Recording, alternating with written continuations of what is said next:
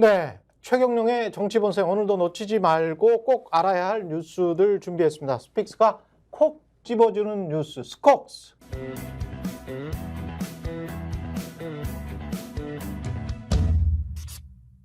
네, 김성환 시사평론가, 김연아 시사평론가와 함께합니다. 안녕하십니까? 안녕하세요. 예, 어제 가장 눈여겨볼 만한 뉴스는 역시 갑자기 취소돼 버린 독일 순방이네요. 이게 김건희 디올백 때문이 아닌가 그렇게 쓴 신문사들이 좀 있죠. 네. 예. 어제 오후쯤에 이 소식이 전해졌던 것 같아요. 저녁 무렵까지도 사실은 왜 순방 연기했지? 이유를 잘 모르겠어. 이런 반응들이 많았거든요. 그렇죠. 저도 사실 그 시간에 모 방송에 출연하고 있었는데 뭔가 뉘앙스는 풍기고 있는 것 같은데 대통령실에서 공식적으로 밝히질 않고 있으니까 이유는 다 추정을 할 수밖에 없잖아요. 순방 나흘 앞두고. 네. 예. 그러니까 뭐 18일부터 독일과 덴마크 순방 계획이 있었거든요. 윤석열 대통령이. 그러니까 독일은 국빈 방문, 덴마크는 공식 방문이에요. 예. 근데 이게 올해 첫 순방 일정이거든요. 이걸 나흘 전에 갑자기 취소를 했어요. 그러니까 취소라기보다는 뭐 좋게 말하면 수년했다. 그러니까 나중에 가겠습니다. 이렇게 얘기를 한 건데, 근데 상대국 입장에서는 다 준비를 했을 거 아니에요. 뭐 아무리 짧게 준비해도 한 달 아니면 몇 달씩 준비해야 하는 거란 말이에요. 특히 예. 국빈 방문 같은 경우에는 굉장히 격식을 차려야 되기 때문에 준비할 게 많단 말이에요. 그리고 거기에 따라가는 뭐 여러 가지 행사라든가 준비하는 인원들도 많을 거고. 근데 어떻게 나흘 전에 갑자기 사실상의 취소를 하냐고요. 이해할 수가 없잖아요. 그래서 그 이유를 두고 여러 가지 추측이 나오기 시작을 했는데요. 일단 상대국하고 세부 일정을 지금 조율하는 단계였다고 하고요. 독일의 경우에는 강소기업 협력 등 경제 성과를 도출하기 위해서 대규모 경제 사절단을 꾸리고 사전 준비를 또 한창 하고 있었던 중이었다고 합니다. 예. 일부 단체는 행사 준비를 위해서 직원을 아예 독일로 파견하기도 했었다 그래요. 근데 윤 대통령이 느닷없이 13일 연기하자 이렇게 결정을 했다고 하고 대통령이. 네, 예. 양국에 양해를 구했다 이렇게 밝히고 있는데요. 그럼 이 소식을 신문에서는 어떻게 전하고 있을까? 아마 이 소식이 그렇게 컸었나? 이런 생각을 지금 아마 우리 방송을 보면서 하시는 분들이 있을 것 같은데요. 예. 신문 가운데는 동아일보가 제일 눈에 띄었습니다. 그러니까 동아일보가 유일하게 6개 신문 가운데 일면 머릿 기사로 관련 소식을 일면 올렸어요. 머릿 기사로 사실은 큰 뉴스죠 이게. 예. 예. 그러니까 대통령이 국빈 방문을 하려고 순방하려고 했다가 돌연 이유도 명확하게 설명하지 않은 채 지금 순방을 연기했다 이런 얘기가 나오는 거니까요. 의사 집단 행동 대비 민생 등 이유다. 민생이야 원래 늘 어려웠던 것이고 의사 집단 행동은 집단 행동 안 한다는데. 안 한다는데 뭐 아니, 근데 준비는 한다는 그건 거죠. 준비. 대통령이 안 굳이 할까 할까 예. 안 하는 건 아닌데 하는 것도 아니지만 할까 예. 안 할까 맞춰보세요 뭐 이런 태도죠 지금. 예. 예. 아니 근데 그것 때문에 그게 그렇게 큰 일인가? 예, 그래서 예. 이유에 대해서 예. 그런 식으로 이제 이유를 설명해야 되잖아요 지금. 예. 근데 대통령실이 설명을 안 해주지 않습니까? 그렇죠. 근데 기사에는 뭐라고 써야 되잖아요. 예. 뭐라고 써야 되니까 여러 가지 얘기를 막 씁니다. 그래서 의대 인원 증원에 대한 전공의 파급 가능성 지금 말씀하신 예. 그 다음에 북한의 연이은 위협 및 도발 우려 등 뭐 이런 얘기를 쭉 쓰는데 그러나 뭐니 해도 네, 다른 데 이유가 있지 않을까. 북한보다는 디올백이다. 북한보다는 김건희다. 결국은 국빈 방문을 하게 되면 네. 의전 문제 때문에 예. 영부인이 같이 가야 될 수밖에 없는데 그때 조그만한 핸드백을 들어야 되나요? 글쎄요, 이 외국 파우치? 회사의 정확하게 해야 돼요. 외국 회사의 조만한 가방, 아, 조만한. 네, 조그만한 가방, 조만한. 쪼만한이에요. 쪼만한이라고. 쪼만한. 네, 조만한. 조만한 네. 가방일지는 모르겠으나, 그때 당황했나 봐요. 조만한. 네, 이렇게. 어쨌든 공영방송에 네. 그거 정확한 발음을 해야지만 아무튼간에 이제 대동하게 되면 또 여러 가지 얘기가 나올 수도 있고 뭐 그런 것인지 네. 설명을 안 해주니 뭐 알 수는 없지만 아무튼 네. 보도는 그렇게 하고 있다. 그러니까 동아일보가 예. 그 내용을 언급을 했어요. 근데 예. 제목에서는 알 수가 없게 해놨잖아요. 근데 기사 안에 그 얘기를 언급하기 시작해요. 근데 대부분의 신문들이 이제 관련 기사를 보도하기도 했었는데요. 예. 동아일보 보도 내용을 보면은 디올백 딱 써놨네. 이게 종합면이에요. 예, 종합면에. 역시 동아일보는 이렇게 제목에다 디올백 쓰는 건 동아일보가 유일해요. 그렇군요. 한겨레도 저렇게 쓰지는 않아요. 한겨레도 저렇게 디올백이라고 표현하지는 않아요. 근데 동아일보가 야, 아주 고집스럽게, 동아가 약간 좀 그런 게 있잖아요. 그렇죠. 그러니까 아주 고집스럽게 디올백 하는데 디올백은 광고는 되겠다. 아직 그 이유 때문에 안 쓰는 매체가 혹시 있을지 모르겠는데 이것만큼 김건희 명품백 사건을 정확하게 보여주는 표현이 없다라고 동아일보는 판단하는 것 같아요. 그래서 디올백이라는 표현을 제일 객관적이라고 보는 것 같고 예. 그래서 썼는데요. 일단 일면 기사에서도 언급을 했지만 동아일보가 그 명품백 문제가 원인이야라고 사실상 얘기를 하고 있어요.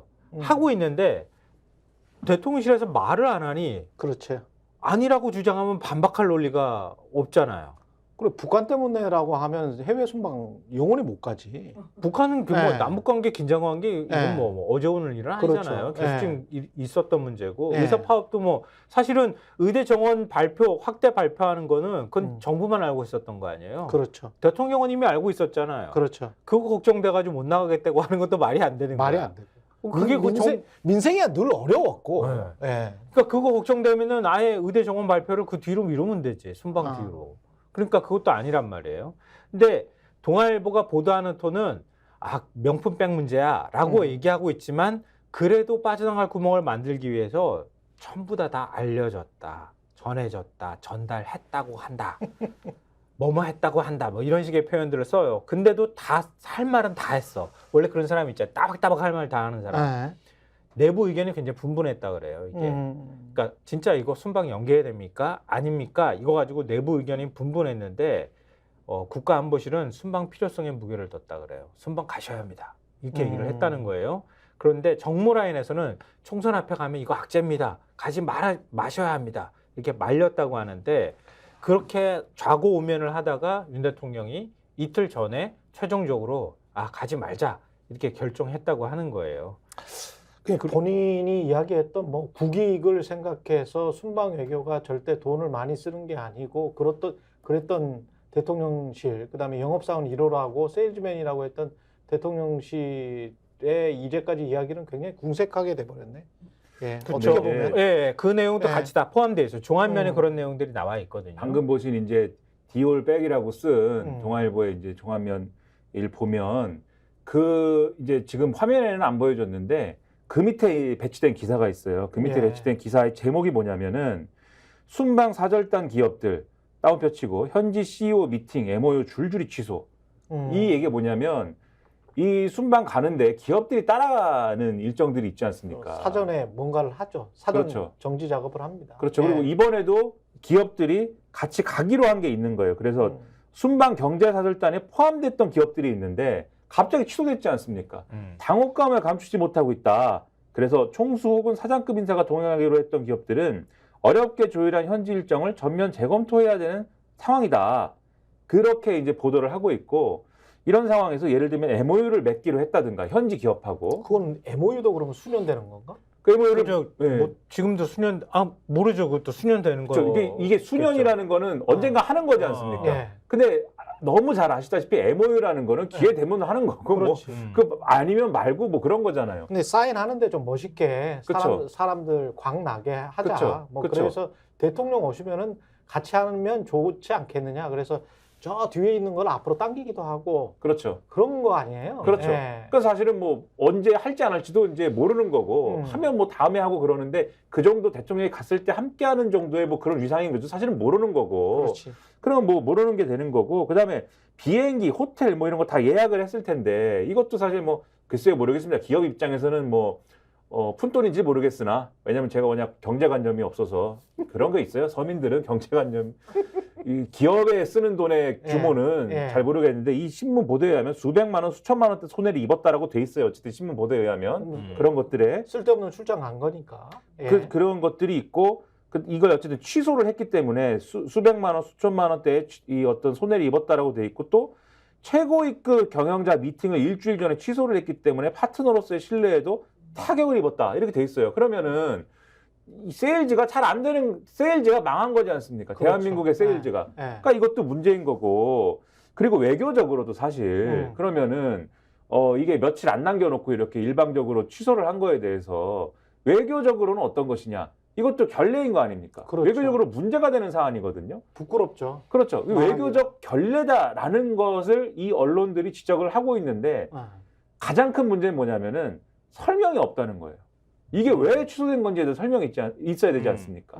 지금 공통적으로 지적을 하는 게 과거에도 어쨌든 이렇게 순방 일정이 축소되거나 취소된 사례가 없는 건 아닙니다. 근데 그때는 이유가 있었어요. 심지어 이걸 근데 이것도 잦은 사례는 아니다 보니까 막 1990년 노태우 전 대통령 뭐 이런 사례까지 이제 들어가지고 얘기를 하는데 1990년에 노태우 전 대통령이 미주 지역 순방 일정을 축소를 했는데 그때 KBS 제작 거부 사태가 있었다.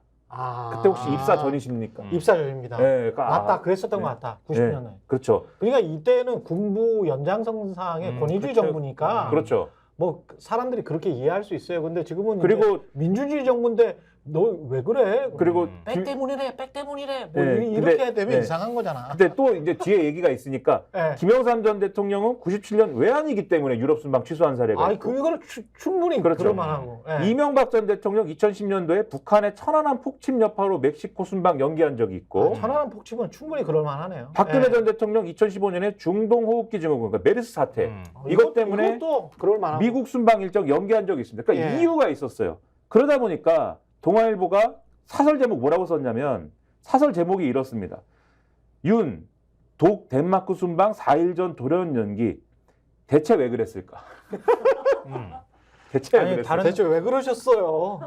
다른데도 네. 무슨 사정이 있는 건가? 경향신문 네. 사설 제목에도 그렇게 돼 있고요. 한겨레 신문도 역시 사설에서 관련 내용을 다루고 있는데요. 음. 이게 기사 내용을 보면은 우리가 그리지 못했던 그림이 이렇게 틈새 이렇게 조각조각들이 흩어져 있어요. 그걸 하나로 이렇게 합쳐보면은 예. 어떤 그림이 만들어지냐면은 이미 지난달 말부터 대통령실을 통해 가지고 이번 순방 갈지 말지 좀 애매해라는 말이 퍼지기 시작했다는 거예요. 지난달 말부터. 왜냐하면은 경제 사절단이 따라가야 되는데 기업들이 우리 어디까지 준비해야 됩니까? 대통령실에 물어봤을 거 아니에요. 그렇겠죠. 예. 그래야지 뭔가 우리 총수가 뭐 확정된 그렇지. 일정을 만들든가 그렇게 해야 되니까. 예. 그런데 이게 잠깐만 좀 기다려 보시죠. 아니 음. 조금 좀 불명확한데 이런 얘기들을 하기 시작했다는 것 같아요. 그렇게 해서 이게 갈지 안 갈지가 어떻게 되는지 확정이 안 된 상태가 계속 지속이 되면서 아까 제가 말씀드렸던 것처럼 국가안보실하고 정무라인은 정치적 고려, 총선을 고려한 판단들을 계속하고 여당 입장에서도 그런 얘기들이 계속 들어갔겠죠. 예. 이게 계속 서로 의견 대립이 좀 있었던 것 같아요. 대통령은 결정 못하고 이거 빼고 어떡하지? 이거 결정 못하고 특별 대담까지 지금 지나오는 상황이 돼버렸단 말이에요. 근데 대통령실 관계자 말은 이거예요. 순방을 갈지 안 갈지는 사실 51대 49 같은 상황과도 같았다. 예. 서로 내부 의견이 대통령실 안에서 어느 쪽도 결정을 못하는 상황이었는데 일정을 계속 조율하고 참모들의 의견을 듣고 고민해오다 마지노선에 이르러 윤 대통령이 결단을 내린 것이다. 이것도 그러니까 너무 이게- 마사지해서 말한 거지. 이게 지금 제가 문득 요거 한 가지만 이야기할게요. 그때 그 총수들 저 기업 회장들 가가지고 재벌 3세들 부산에서 떡볶이 먹었을 때가 수요일인가 그랬을 거예요. 제 기억에. 수요일인가 그랬을 텐데 제가 일요일 날 어떤 친구에게 전화를 받았는데 그날 무슨 행사가 있어가지고 같이 이야기를 하다가 대관 업무 담당하는 어떤 재벌 그룹의 전문지 상문지가 전화를 받고 갑자기 당황하면서 그러면서 다른 쪽은 간대 안 간대 이렇게 이제 확인하고 이제 난리가 났다는 거야. 그게 나흘 전이에요. 그러니까 나흘 전에 갑자기 부산으로 다 모여야 된다. 거기 가서 이제 뭐 점심을 먹어야 된다. 근데 그 점심이 알고 보니 떡볶이였던 거지. 그게 이제 그 제가 기억이 나거든요. 일요일 날 전화를 받은 기억이 야 이런 일이 있대. 그런데 지금 나흘 전에 취소를 한 거잖아요. 그러면 총수들이랄지 회장들을 상시 대기 체제로 해서 어떨 때는 떡볶이를 먹게 한달지 어떨 때는 유럽 순방 가는데 다시 취소를 해버린달지 이런 비상식적인 그러니까 이게, 시스템이 비정상적인 시스템이 지금 대통령실에서 작동을 하고 있다는 거잖아. 대통령실에서 그게 굉장히 고민거리였던 건 맞는 것 같다는 느낌이 드는 게 예. 제가 매일같이 방송을 하는 김성환 평론가 위원장님과는 달리 예. 가끔 이제 TV에서 부르면 가는데 자주 방송하잖아요. 아주 가끔 스픽스 매일 나오잖아. 여기 말고는 네, 네, 스픽스는 방송이 아닙니까? 가끔 네, 공중파에 가끔 네. 지상파에 가끔 가는데 이 지상파 지상주의 지상파 지상주의. 여기는 진짜. 유튜브 네. 네, 유튜브니까 유튜브로 다 옮겨졌어. 그러니까 유튜브가 아. 최고죠. 근데 어쨌든 보잘것없는 지상파에 가끔 갑니다 제가. 예. 보잘것없는 지상파도 가요? 난 지상파 한 군데도 안 나가. 예. 그럼 그걸 뭐라고 불러야 되지? 아무튼 TV로 나오는 뭔가를 가끔 갑니다. 뭐라고 불러야 될지 다 나와. 모르겠어요. 그거 네. 모니터 되면 다 나와요. 야 이걸 어떻게 빠져나가냐? 아무튼간에 집에서 TV를 볼 수 있는 것에 대해서 이제 네. 가는데 예. 가끔 가는데 가면은 이제 김건희 여사 그 뭐 대담 저 윤석열 대통령이 KBS 대담하고 이럴 때 예. 자꾸 그 질문에 그 방송사에서 작가들이 구성한 질문에 예. 독일 순방을 김건희 여사가 같이 갈까요? 이걸 자꾸 물어봐요. 그렇지. 네. 그게 있었어 늘. 네, 근데 나는 이제 그 질문을 처음 접하기 전까지는 그 독일 덴마크 순방 이런 거는 생각도 안 하고 있었거든요. 네. 그런 일정이 있다라는 거는 생각도 안 하고 있었는데 자꾸 물어보니까 예. 아니 근데 어쨌든 해외 순방을 한다고 하면은 영부인이 같이 가는 거는 의전에 포함되어 있는 건데 그 국빈 방문이니까 특히 그래. 그렇죠. 갈 건데 왜 물어보지? 근데 지금 이 뉴스를 보면서 돌이켜 생각해 보면은 같이 안 가는 것도 옵션을 놓고 고민했던 거 아니냐 대통령실이 이럴 정도의 질문이 나올 정도면 방송사에서 예. 그러면 그 비슷한 생각을 당연히 대통령도 했을 건데 그러니까는 그런 고민도 같이 가지 말아야 되나 그러면은 근데 그것도 말이 안 되니까 그냥 고민하다 가지 말자 이렇게 된 건데 그 과정을 쭉 가면서 계속 그 고민되는 상황들이 이런 기업들이나 이런 데는 노출이 되고 이런 과정도 있지 않았을까. 그러니까는 마지막까지 그런 식으로 논의와 어떤 고민과 결정을 한 것 자체가 주먹구구다 이런 거죠 얘기가. 아니, 그러니까 그 틈새를 메워준 게 또 있어요. 경향신문 사설에 보면 이런 대목이 등장해요. 몇 주 전부터 대통령실과 관련 정부 부처, 재계 단체 사이에 공유돼 있었다. 그 소식은 이미. 아니 그럼 자기들끼리 알았다는 이야기잖아. 그리고 또 그 밑에 줄이 중요해요. 네. 언론사도 양국 발표 때까지 보도 자제에 동의했다. 이거 엠바고 걸려 있었던 거야. 그러니까 소문 다 나가고 있었고 다 알고 있었고 기업들에서도 이거 뭐야 결정을 안 해주니까 우리 미치고 환장하겠어 이런 얘기가 계속 나오는데 대통령실에서 기자들 언론사 입을 꽉 잠가놨다는 거예요. 그리고 난 다음에 이게 디올백 때문이다라고 확정적으로 말하면 허위사실 유포가 되기 때문에 디올백 때문인가라고 이제 이야기를 해야 되겠지. 그러니까 정보보고 통해 가지고 언론사에 있는 사람들은 알고 있었단 말이에요. 기자들도 알고 있었는데 말은 못하니까 속으로 꿍꿍꿍 알면서 뭐 다른 이유가 있었겠지요. 뭐 이런 식으로 계속 흘리고 왔던 거야 지금. 그 얘기만 언급하다가 그리고 막판에 와가지고 대통령이 마침 뭐 결단을 낸 것처럼 얘기하는데 결단을 안 내면 어떡할 거야. 나흘 뒤면 나가는데 비행기 타고. 그러니까요. 그러니까 마지못해서 결정한 건데 하여튼 어쨌든 순방 김건희 여사가 대통령하고 같이 전용기 타는 순간 논란이 시작될 거 아니에요. 그렇죠. 타면 탔다고 논란이 되고 명품백 그거 가지고 이제 김건희 공개 활동 다시 하는구나. 그렇죠. 이래가지고 비난 쏟아질 거고 안 타면 안 탔다고 이제 대통령이 이혼하나? 뭐 이런 얘기 KBS 앵커 질문으로 말하면은 부부싸움 하셨습니까? 이렇게 물어보나 똑같은 개념이죠. 부부싸움 했구나. 곧 이혼할지도 모르겠다. 이런 소식이 나올 수도 있는 거 아니에요. 그러니까 결국은 나도 안 탈래 전용기 이렇게 된 거야. 아니 근데 이렇게 계속 사적인 영역이 공적인 영역으로까지 확대가 돼가지고 외교 행사 이런 그리고 본인이 영업사원 1호로서 국가 세일즈를 한다고 했던 그런 것들에 다 차질을 빚으면 일정의 차질을 빚으면 이게 제대로 된 나라는 동아일보가 아니잖아요. 기사 안에 그 지적을 딱 해놨어요. 말이 어떻게 안 되잖아. 해놨냐면은 전문가들은 아까 제가 우회적으로 돌려가게 하면서 얘기했다고 했잖아요. 전문가들은 김 여사 리스크가 정상 외교에 영향을 끼친 사례로 보인다고 지적했다. 그러면 안 되지. 짧게는 한 달, 길게는 2달 걸리는 순방 준비를 해왔는데 출국을 불과 며칠 앞두고 상대국에 수년 사실을 알리면서 외교 결례 논란도 커지고 있다. 이렇게 얘기를 했어요. 그러니까 거꾸로 이게 뭐예요? 영부인이 대통령 발목을 잡아서 해외 순방을 못 가게 한 거야. 거꾸로 말하면. 영부인 리스크로 우리 이런 사례가 있었어요.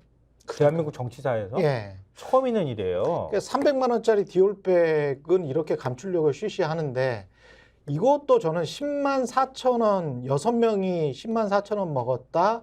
김혜경 씨가 법인카드를 쓴 것 아니냐. 이재명 당대표의 부인 김혜경 씨가 법인카드 쓴 것 아니냐. 그래서 공직선거법 위반으로 지금 기소를 당한 거죠. 기소를 한 거죠, 검찰이. 기소를 한 거죠. 불구속 기소한 거예요. 2021년도에 이 일이었습니다. 10만 4천 원. 그러면 6명이서 10만 4천 원이면 한 15,000원, 한 5, 6천 원짜리 식사를 했다는 건데, 요새 뭐 괜찮은 그 불고기 백반이면 15,000원 되나? 15,000원 넘을 것 같은데, 하여간 그거를 먹고 공직선거법 위반으로 기소를 당하는데, 디올백을 놓고 갔다라고 KBS 앵커는 주장을 하고 대통령실에서도 주장을 하지만 누가 봐도 이제 수수를 한 거잖아요. 카톡에서 미리 알려주고 그리고 받은 것이기 때문에 그 디올백 수수를 300만 원짜리 디올백 수수와 관련해서는 어떤 법적인 조치 또는 조사, 수사 뭐 이런 거는 아무것도 없는 거잖아. 그렇죠. 그러면 이게 지금 법이라는 게 너무 코에 걸면 코걸이, 귀에 걸면 귀걸이 아니에요? 그러니까 일단은 네.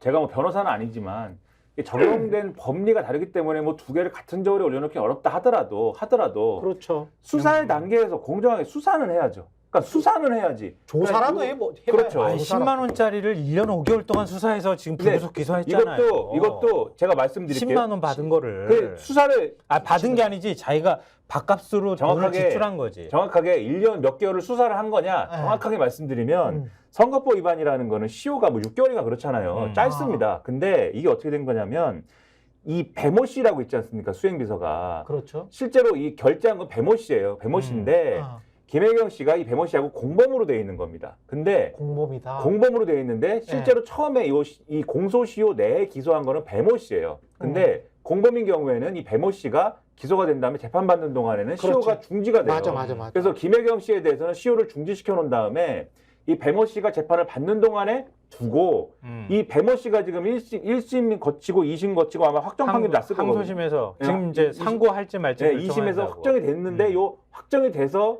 요게 유죄가 나오니까 그러니까 지금 김혜경 씨 공범으로 기소를 또 한 거거든요. 그러니까 주가 조작 의혹 사건도 만약에 김건희 여사가 공범으로 확정이 되면 공소시효가 그 완전히 잠정 중단되는 겁니다. 그러니까 이제 계속 갈 수 있는 거예요. 그러니까 제가 말씀드리고 싶은 거는 그럼 이게 왜 이렇게 이 얘기를 질질 끌어가지고 그러니까 1년 몇 개월을 수사를 했다라는 얘기도 정확치 않은 게 1년 6개월을 수사를 한 것도 아니고 기술적으로 이걸 나눠가지고 공범 여부가 배모 씨를 통해서 죄가 되는지 안 되는지를 뭐 확인을 해본 다음에 2심까지 죄가 되는 걸 확인을 해본 다음에 확실해지니까 지금 기소를 하는 거잖아요. 그러니까 이럴 정도로 이 아주 공을 들여가지고 기소가 확실해질 때 우리가 시간 맞춰서 기소를 한다. 이렇게 접근하면서 김건희 여사 문제에 대해서는 조사도 안 하고 수사도 안 하고 아무것도 안 한다라는 게 국민들이 납득을 할 수 있는 일이냐라고 말씀드리는 거죠. 그렇죠. 더 정확하게 말하면 총선용 수사인 거지. 그렇게 검사들이 흔히 하는 방법 중에 질질질질 끌다가 질질질질 계속 끄는 거야 이게. 끌다가. 이거 끌 때까지 최대한 끌다가 마지막에 불구속 기소하면 그게 다시 또 리스크가 될 수 있으니까 그렇게 하는 저는 거예요. 계속 항상 말씀드리지만 선거법 위반은 경미하기 때문에 봐줘라 이게 아닙니다. 그렇죠. 그러니까 10만 4천 원이 실제 재판 가면은 이게 얼마나의 형량으로 나올까 저는 큰 형량은 나오지 않는다라고 생각을 하는데 그리고 법인 카드로 결제한 거에 대해서는 뭐 이거 외에도 다른 또 수사가 진행이 될 거예요. 다른 거에 대해서는 그것도 뭐 그것까지 지켜봐야 된다 이렇게 말씀드리지만 법인 카드를 쓴 다른 케이스들 그러니까 다른 케이스도 뭐 수사를 한대요 또 그건 뭐 그렇다 치는데 말씀드리는 건 수사라는 거는 공정해야 된다는 말씀 드리는 거예요. 공정하게 진행이 돼야지 왜 누구는 질질 끌어가지고 타격을 입히는 것처럼 얘기를 하고 누구에 대해서는 아무것도 안 하고 뭐 봐주는 것처럼 얘기를 하면 그러니까 법인카드 생각하면 또 검사들의 특활비랄지 업무 추진비랄지 이런 거를 또 연상을 안 할 수가 없기 때문에 이게 다 서로 간에 이게 매칭이 된단 말이죠. 그러니까 이게 상황들이 단순히 대통령 영부인의 뭐 어떤 사법 리스크에 관한 부분을 떠나서 뭐 총선의 뭐 어떤 정치적 리스크의 의미를 떠나서 이제 대통령의 외교 문제까지 이게 영향을 미치고 있다는 거예요. 이건 매우 중요한 문제다 이렇게 보이고요. 그러면 동아일보가 요즘 보도 태도가 뭐 윤석열 정부에 대해 좀 비판의 날을 좀 세우는 편이잖아요. 상식적인 것 같아요. 상식적이다. 그렇죠. 그렇게 예. 보면 그런 건데. 예. 그러면 우리 김대중 전 주필이 얘기했던 것처럼 칼럼에서 썼던 것처럼 이제 김건희 여사 비판하면 안 된다. 이 가치전도 현상이 일어난다. 그렇게 얘기했었잖아요. 그럼 조선일보는 어떻게 보도했을까? 중앙일보는 어떻게 보도했을까? 궁금하지 않으세요? 그래서 제가 한번 살펴봤어요. 예. 조선일보 일면에다가 관련 기사 올렸어요. 그런데 순방보다 민생 안보의 주력, 그걸 두 줄 제목으로 만들어가지고 딱 넣었어요. 예. 그리고 이 기사가 여기서 기사로 딱 끝나는 게 아니라 보통의 경우는 이 기사가 완성형으로 끝나고 그 다음에 다시 종합면으로 가가지고 다시 해설 기사를 쓰는데 이 기사를 그대로 흘렸어요. 다 마무리 안 하고. 혹세 무민의 전형이군요. 종합 조선일보는. 8면으로 예. 기사를 흘려서 기사 끝부분에 정치권에서는 김건희 여사 동행 문제도 고려된 게 아니냐는 관측도 나온다.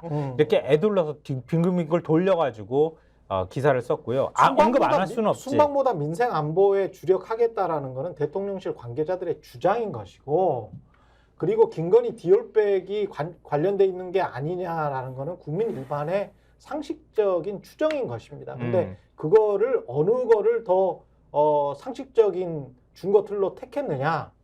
조선일보는 간신배처럼 그냥 대통령실 관계자의 말을 그게 가장 상위의 가치고 본인들의 상식적 판단으로는 그런 거 같지 않음에도 불구하고 저렇게 썼다면 굉장히 간신배적인 행태를 과거처럼 취했다라고 볼 수밖에 없어요. 중앙일보도 기다리고 있어요. 아, 중앙일보도 또 있습니까? 조선일보만 얘기하시면 안 돼요. 중앙일보가 더한가? 네. 중앙일보는 말 좀 일면에 해주세요. 기사가 없어요. 네. 일면에 기사가 없고 8면에 관련 기사가 있는데 네. 윤 대통령 독일 덴마크 순방 나흘야 명기 외교가 이례적. 너무 뻔한 기사 제목을 달아놓은 거잖아요. 김건희 여사 얘기 안 들어가게 하거나 아니면 이번 일이 아주 그냥 뭐 놀라운 거라는 반응 정도도 아니에요. 무덤덤해 어찌 보면.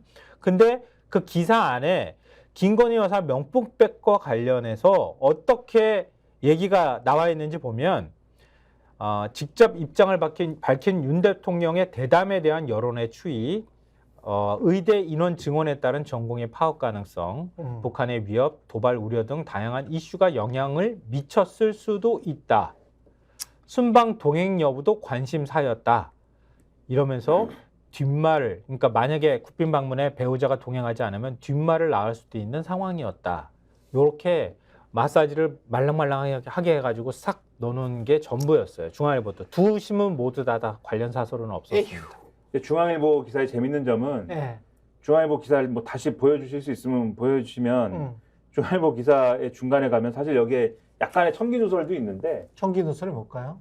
이 쭉 가다가 보면은 끝에서 세 번째 문단 정도에 이날 핵심 관계자? 예, 여권의 핵심 관계자가 이렇게 얘기를 합니다. 순방을 연기하는 대신 호남을 찾아 민생행보를 이용할 것이다라고 하는데 그게 뭐냐면은 민생 토론회를 호남에서 하겠다는 거예요. 그 호남에서 민생 토론회를 하는데 여기서 무슨 뭐 차세대 자동차 연구소, AI 연구원 건립을 얘기를 할 거고 문화 관련 국립시설도 만들 것이다라고 얘기를 하잖아요. 근데 민생 토론회라는 거는 이 자리에서 얘기를 할 때 우리 셋이서 뭐라고 했습니까? 총선 대비 선거운동이라고 말씀드렸잖아요. 예. 왜 이 외교 일정 소화 안 하고 선거운동 하겠다라고 지금 말씀하시는 거잖아요. 그렇죠. 예. 결국 뭐냐?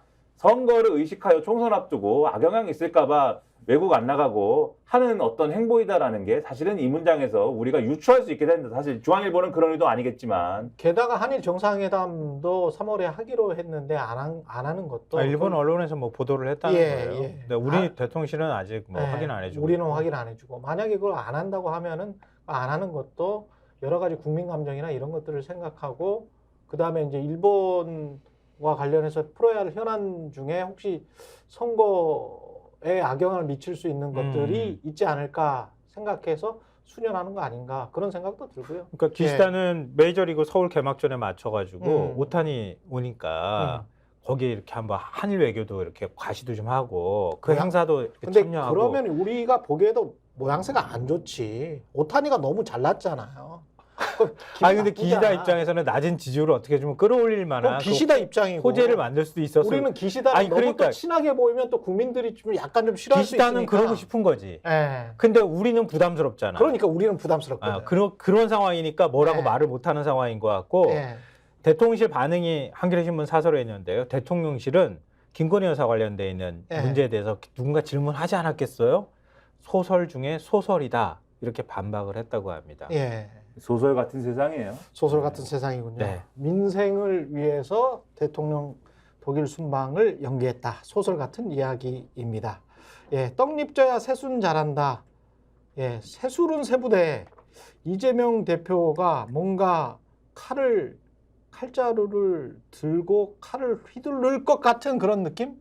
근데 이제 느낌적인 느낌이 아니라는 걸 오늘 동아일보가 보여줬죠. 그래요? 예. 최근에 근데 칼자루가 네. 아니고 전화를 휘두르는 전화 통을 휘둘러서 아, 전화를 걸고 있다. 네. 이런 보도가 이제 나오고 문학진 전 의원한테 네, 뭐 문학진 아. 전 의원도 있고 네. 뭐 여러 얘기가 있었잖아요. 예. 한두 명이 아닌 것 같아요. 네, 그래서 그런 얘기들이 많았는데 오늘 동아일보가 단독으로 쓴 기사가 있습니다. 제목이 이재명 심야회의서 노웅래 기동민 등 현역 컷오프 논의. 제목이 이런데 예. 아마 오늘 민주당이 뭘 발표를 하려는 모양이죠. 아, 그래요? 그리고 예. 전략지역구에 대해서 뭐 얘기를 하려나 뭐 모르겠는데 이런 내용입니다.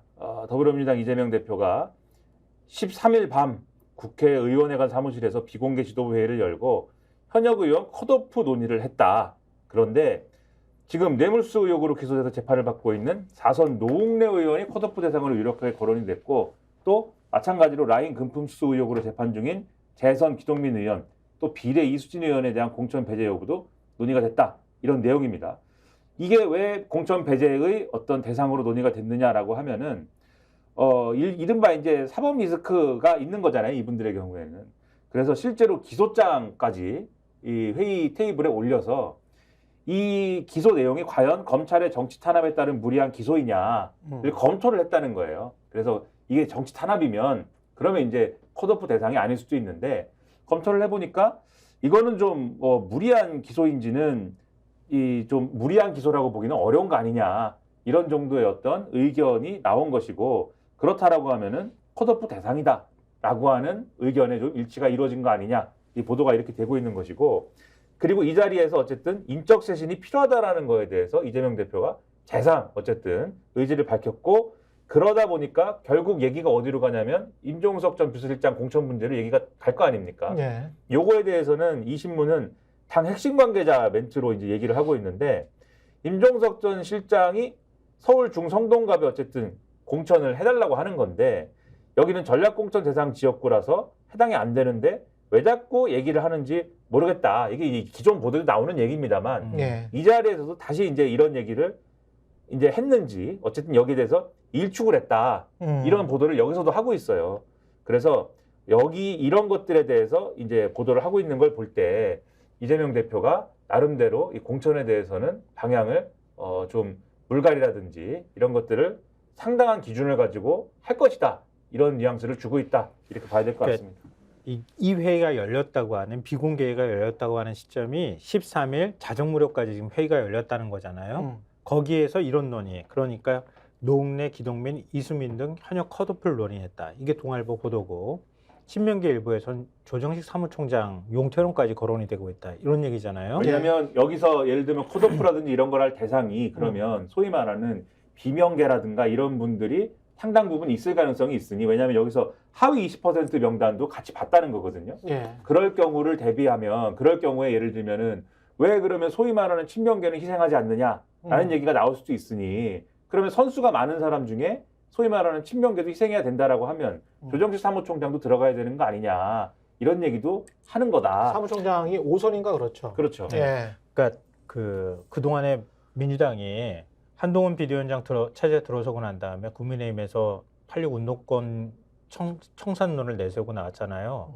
민주당은 정권 심판론 말고 검사 독재 뭐 심판이나 이런 것 말고 이번 선거를 그러니까 공천과 관련해서 뭔가의 어떤 방식으로 선거를 치르겠다고 하는 전략이 없는 것 아니냐. 기준.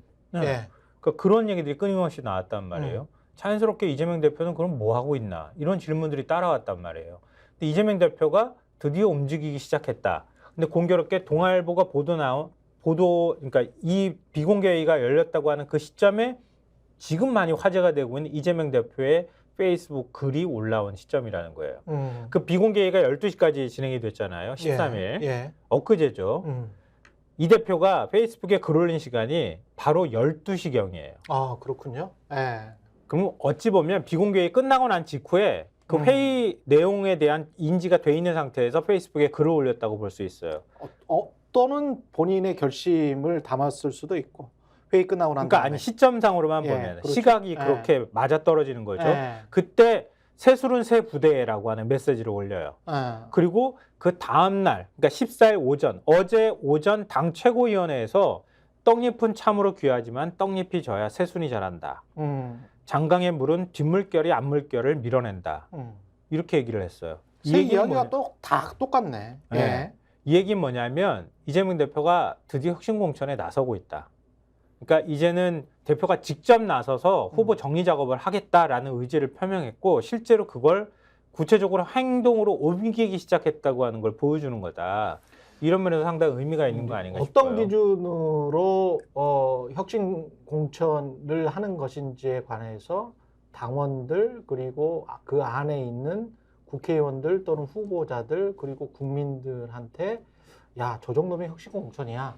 이렇게 비춰질 만한 명확한 기준 이런 것들이 좀 잘 제시가 되고 그러면서도 당을 통합시킬 수 있는 그런 길. 그러니까 두 개를 합치는 거는 어떻게 보면 미션 임파서블 같은 서로 상치되고 모순되는 것 같은 그런 일인데 이재명 대표도 그런 어떤 일을 하지 않으면 제대로 이번에 일을 하지 않으면 본인이 꿈꾸는 대권 도전이랄지 이 이후에 총선이 제대로 이재명 대표 하에서 승리했다 이 이야기를 듣지 못하면 굉장히 좀 위험에 처할 수가 있기 때문에 기준이 네. 중요한 건데 그렇죠. 지금까지 다 돌아야 돼 사실은. 지금까지 민주당 네. 뉴스에서 나온 기준들은 네. 민주당 지지자나 민주당 구성원들만 사실 뭐 동의할 수 있는 얘기였어요. 그러니까 예를 들면은 윤석열 정권의 탄생에 뭐 예를 들면 기여했다라든지 뭐 이런 거 있지 않습니까? 그런 사람은 배제해야 된다. 그런 거는 사실은 일반적인 다수의 유권자가 동의하기에는 어려운 기준이지 않습니까? 민주당 지지자라면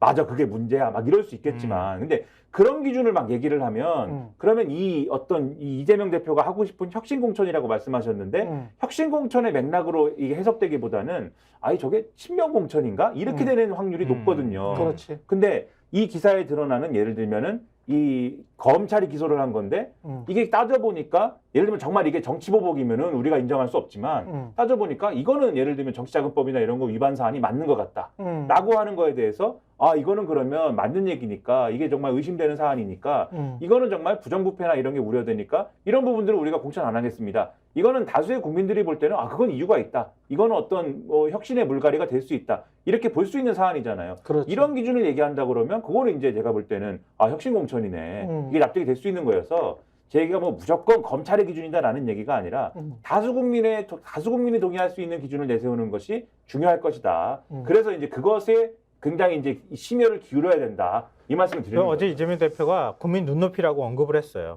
이 굉장히 의미심장한 말인데 왜냐하면은 지금 동아일보가 단독 기사를 써서 그렇지 다른 신문들은 대부분 뭐 예를 들면 경향이나 한국일보 같은 경우에도 대선 패배 책임의 선택적 적용에 대한 비명계 반발의 목소리가 나오고 있다. 이렇게 기사를 쓴단 말이에요.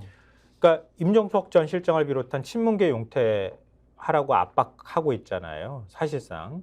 근데 그러면서도 윤석열 정권 탄생에 기여한 추미애 전 법무부 장관에 대해서는 굉장히 우호적인 메시지를 친명계에서 내고 있단 말이에요. 이것도 선택적인 거 아니냐 이런 목소리가 나오고 있고 그리고 앞서 조정식 사무총장 지금 용태론 얘기가 나오고 있다고 하는 것도 역시 같은 맥락인데 예. 당 지도부는 희생 하나도 안 하면서 비명계한테만 희생하라고 하면 누가 그거 받아들이겠느냐 이런 목소리가 나온다고 다른 신문들은 다 대체적으로 보수 신문을 뺀다고 하면은 뭐 경향, 한국, 한겨레 이렇게 다 보도하고 있어요. 거기는 그러니까 동아일보가 한 발 더 나가서 좀 더 깊숙한 어떤 논의 내용을 끄집어내 가지고 얘기를 하고 있는 건데 조금 더 다른 차원에서 넓은 시각으로 보자면 당내 비명계나 이런 쪽에 불편한 시각들이 여기에 드러나는 거예요. 그대로. 근데 국민 눈높이를 얘기하기 시작했고 사법 리스크에 있거나 정말 의심이 가는 의원들을 이제 컷오프한다는 작업들을 이거 실질적으로 행동에 옮기기 시작했다는 얘기는 추미애 전 장관도 안전하지 못하다. 그리고 임종석 전 실장도 지금 전략공천 지역 중성동갑에 난 못 움직여. 그리고 딱 버티고 있잖아요. 네. 당에서는 사실 불만의 목소리가 있지. 그 정도 중량급인데 제일 편한 데 가가지고 찜하고 나는 못 움직여 이러는데 어떤 방식으로든 더 만약에 움직이라고 요청하다 안 되면 진짜 컷오프 단계까지 나갈 수도 있다라는 걸 보여주는 거예요. 그러니까 이건 어찌 보면 이재명 대표한테 바라는 거 국민들은 좀 사이다를 원하기도 해요. 아유 어떻게 공천하는데 시끄러운 소리 한마디도 안 나오고 공천할 수 있겠어요. 그 전에 이재명 대표가 상징적이었던 게 사이다, 그다음에 김하전이었거든요. 빨리빨리 일 처리를 하고 행정 처리를 해서 또 성사시킬 일을 빨리 성사시키는 것. 근데 지금 공천만 놓고 보면 국민의힘 같은 경우는 단수 공천을 이미 해버렸어. 단수 공천을 하면서 쭉 뭔가 뭐 사람들이 보여. 근데 이제 그 사람들 보이는 게 아까 우리가 방송 시작 전에 그런 이야기 했잖아요. 쉬운 문제부터 푸는 게 낫다. 수능에서. 수능할 때. 예. 예. 그래서 국민의힘은 쉬운 문제부터 지금 푸는 거야. 맞아요. 예. 근데 민주당 같은 경우는 쉬운 문제를 안 풀고 어려운 문제부터 지금 들어가면서 잘못하면 쉬운 문제 풀 시간도 부족하게 생길 수가 있는 거죠. 그래서 국민의힘이 어제 용산 출신들 상당히 많이 탈락시키고 단수공천을 확정 지어서 이렇게 전면으로 딱 국민들한테 내보였던 것, 그거는 이제 평가가 뭐 또 그나물에 그 밥이네 이렇게 할 수도 있지만 여하튼 명확하게 보였다라는 점에서는 국민의힘이 먼저 지금 치고 갔다. 그럼 민주당은 상당히 지금 뒤떨어지고 있다. 그렇게밖에 안 보여요.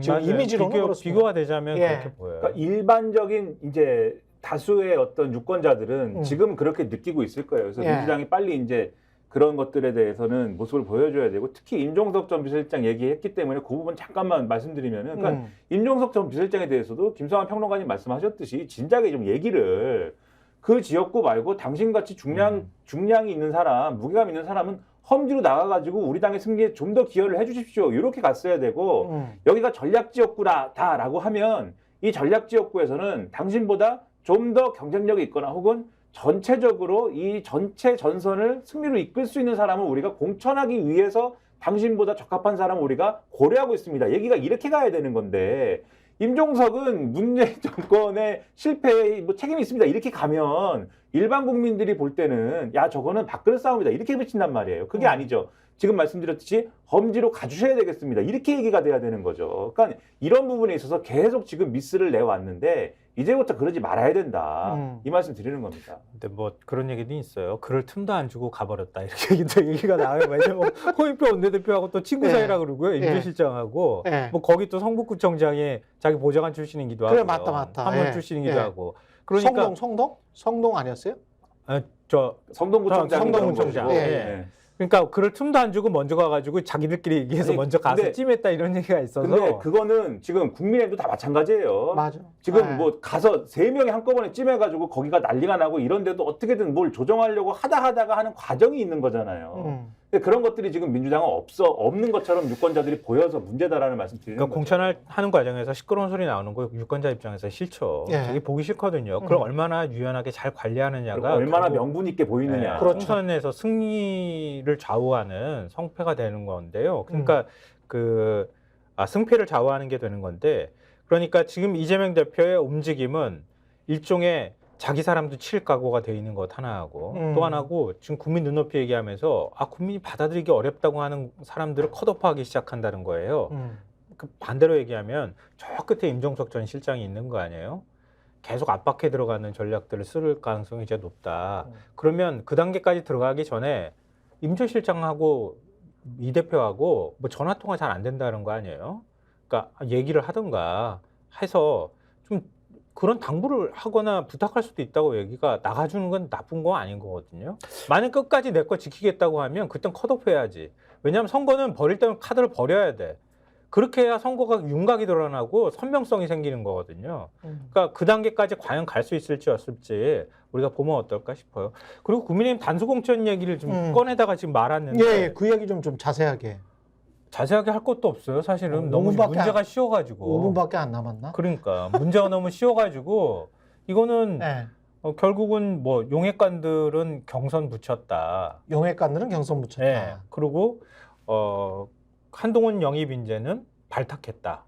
왜냐하면 한동훈 영입인재라고 하는 사람들이 그 영입인재라고 해야 할지 모르겠는데 뭐 태영호 또 누구죠? 태영호가 영입인재예요? 원래 국회의원 했잖아. 우리 남한이 영입한 인재죠. 그렇구나. 예. 뭐 네. 하여튼 태영호도 그렇고 네. 이른바 이제 86 운동권 청산에 내가 주역이 되겠습니다. 이렇게 나섰던 구로로 간 사람들 있잖아요. 안 될 것 같은데? 쉽지 않을 것 같은데 그래도, 진짜로?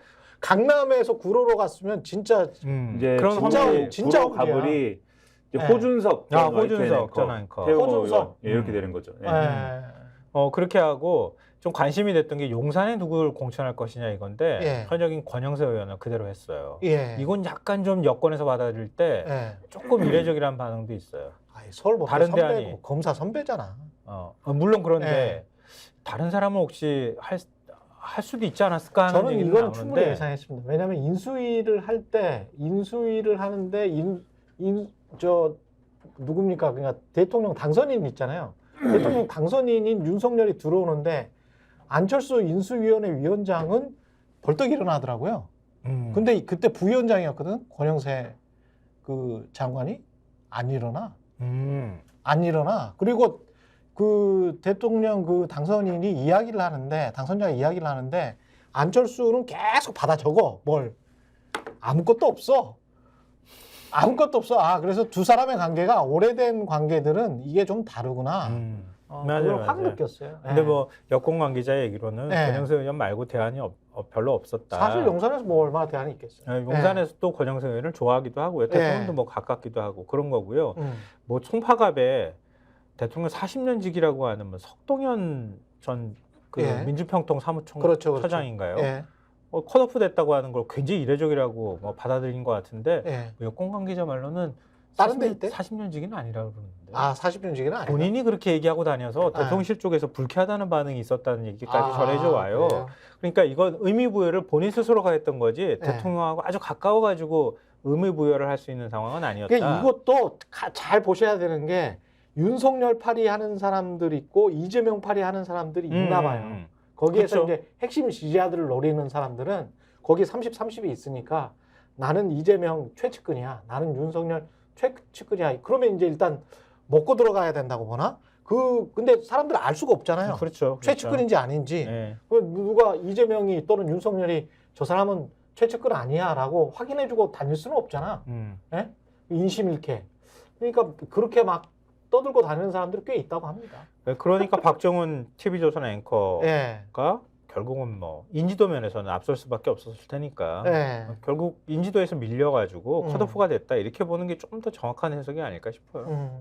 근데 이게 사실 어제 쭉 보니까는 많은 언론들 그리고 오늘도 그런데 여기에 대해서 어떻게 해석할 것이냐에 대해서 용산 출신은 어쨌든 단수 공천 이번에 제로다 뭐 이렇게 해가지고 야 역시 뭐 시스템 공천이다 뭐 대단하다 한동훈이 대단하다 뭐 이런 류인데 예. 뭐 한동훈이 대단하다라고 쓰진 않았지만 예. 제가 이제 보면서 느낌이 이제 그런 느낌인데 예. 사실 이 시점에 첫 번째로 뭔가 단수 공천 결과를 발표하거나 이럴 때 논란이 있는 형식으로 발표하지 않죠 대개는. 그리고 이제 지금 단수 공천 발표한 지역구가 수도권이지 않습니까? 다 수도권이에요. 네. 수도권 광주 제주인데 이 지역구에서 단수 공천 받은 사례들은 대개는 이 사람 아니면 대안이 없는 그런 맞아요. 후보들이거나 또는 열세 지역이어서 애초에 이제 신청한 사람들이 사실은 유력한 사람 중에는 이제 별로 이제 자원이 없어서 이 사람을 주지 않으면은 뭐 선거가 안 되는 지역이거나 이런 거거든요. 그러니까 지금 현재 현역 국회의원이 아닌 곳들이 많지. 그렇죠. 대부분 예. 그런 지역이고 1, 2위 격차가 그러니까 크거나 애초에 이 사람이 신청을 한 거여서 이 사람 외에는 사실 이 선거 나갈 만한 사람이 없거나 이런 지역이 단수 공천 많이 받은 사례여서 이거 가지고 이제 예를 들면은 이 용핵관들이 공천을 못 받았습니다라고 얘기하는 거는 조금 이 영남권까지 다 본 다음에 이제 얘기를 할 대목인 것 같고 그다음에 윤심 공천이 됐느냐 안 됐느냐에 대해서는 지금 온갖 얘기와 온갖 설을 가지고 지금 거의 백가쟁명을 하고 있습니다. 지금 말씀하신 대로 석동현 전 사무총장이 과연 윤심 후보이냐에 대해서도 여러 얘기가 나오고 어제 이준석 대표, 개혁신당 대표 같은 경우에는 막 이상한 얘기 하잖아요, 지금. 3개 라인이 있다, 국민의힘 내에. 막 그런 얘기 하잖아요. 소위 말하는 여사 라인, 그 다음에 소위 말하는 뭐 윤심 라인, 그 다음에 한신 라인 3개가 있는데, 송파갑에서 일어난 일은 이 3개 라인 중에 하나가 이긴 것이다. 왜냐면은 그냥 이렇게 놓고 사실 경선을 해도 되는데 그러면 이게 석동현 전 사무처장이 이 윤심 후보가 아니면 경선을 하면 되는데 박정훈 전 TV조선가 TV조선 시사제가 제작국장 하다가 갑자기 내려놓고 정치 투신한 분인데 누구한테 전화 받았나? 그러니까 단수공천 그냥 받아버린 거잖아요, 이 사례는. 그러니까 이 제일 이상한 데가 지금 여기거든요. 그렇구나. 어제 발표한 데 중에. 예, 그럴 수 있습니다. 이분이 예를 들면 정말 이 인지도가 아무리 있다고 해도 그렇게까지 유명한 분도 아닌데 받았다라고 하면은 뭐가 있지 않을까라고들 다 해석하고 있는데 그런 경우가 있었으니까. 그렇죠. 그게 뭘까라는 의문도 있고 끝내달랍니다. 그래서 그러니까 할 얘기가 오늘 많은데. 그렇죠. 그래서 이 얘기를 하면은 이 얘기만 20분 할 수 있지만 끝내야 되기 때문에 이 뒷얘기는 다음에 하겠습니다. 그러면 예고만 하면 안 될까요? 그래서 이 다음 얘기를 듣고 싶으면 구독, 좋아요, 알림 설정을 해야 됩니다. 개혁신당 무소속 양정숙 의원이 입당했는데 6억짜리 입당이다 이런 얘기가 나오고 있다는 거 하고요. 아, 이거 보조금 받는 거? 선거보조금 입당 안 했으면 5천만 원 정도밖에 못 받을 걸 6억 원, 한 명 의석 하나가 이렇게 중요해요. 6억 원으로 그 정당 보조금이 늘어났다. 그래서 어제 급히 한 명이 입당을 한 거다. 뭐 이런 얘기가 나오고 있고, 하여튼 뭐 내분에 빠져 있는 지금 녹색정의당, 선거연합 민주당에 참여할 건지 말 건지 이거 가지고도 고민에 빠져 있다. 근데 이번 주 중에 결정한다고 하거든요. 결정 나오면 저희가 다음 주에 좀 더 자세하게 말씀드리겠습니다. 자세하게 좀 다뤄봐야 되겠습니다. 용액관 라인 얘기 듣고 싶으면 좋아요, 구독, 알림 설정 해야 된다. 곧 있으면 뭐 용액관과 관련해서는 장성철 소장께서 뭐 잘 이야기를 해주겠죠. 지금까지 스콕스 김성환 평론가, 김민하 평론가였습니다. 고맙습니다. 잠시 광고 보시고 2부는 심층 토론 이어가겠습니다.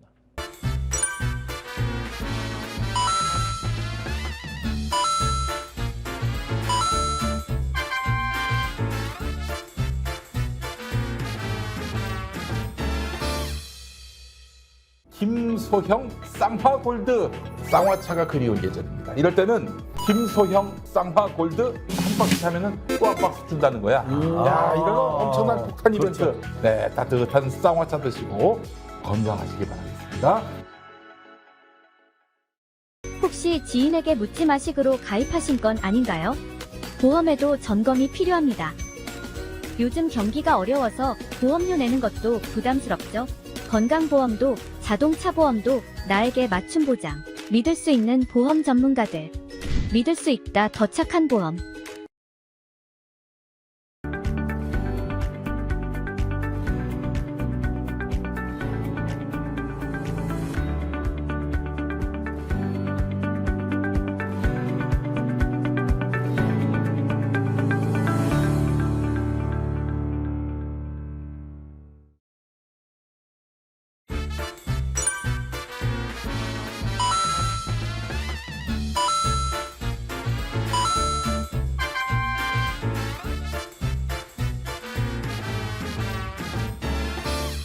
네, 매일 정치권에서 쏟아지는 수많은 뉴스의 이면들 분석 전망합니다. 정치본색 심층토론 김종욱 전 청와대 행정관, 장성철 공론센터 소장과 함께하겠습니다. 안녕하십니까? 안녕하세요. 안녕하세요. 예, 지금 뭐 단수공천 이야기, 단수추천 이야기 하다가 시간이 없어서 마침 잘 됐습니다. 이거 뭐 쭉 해서 단수 추천을 하고 또 뭐 40년지기 석동현도 뭐 탈락했다.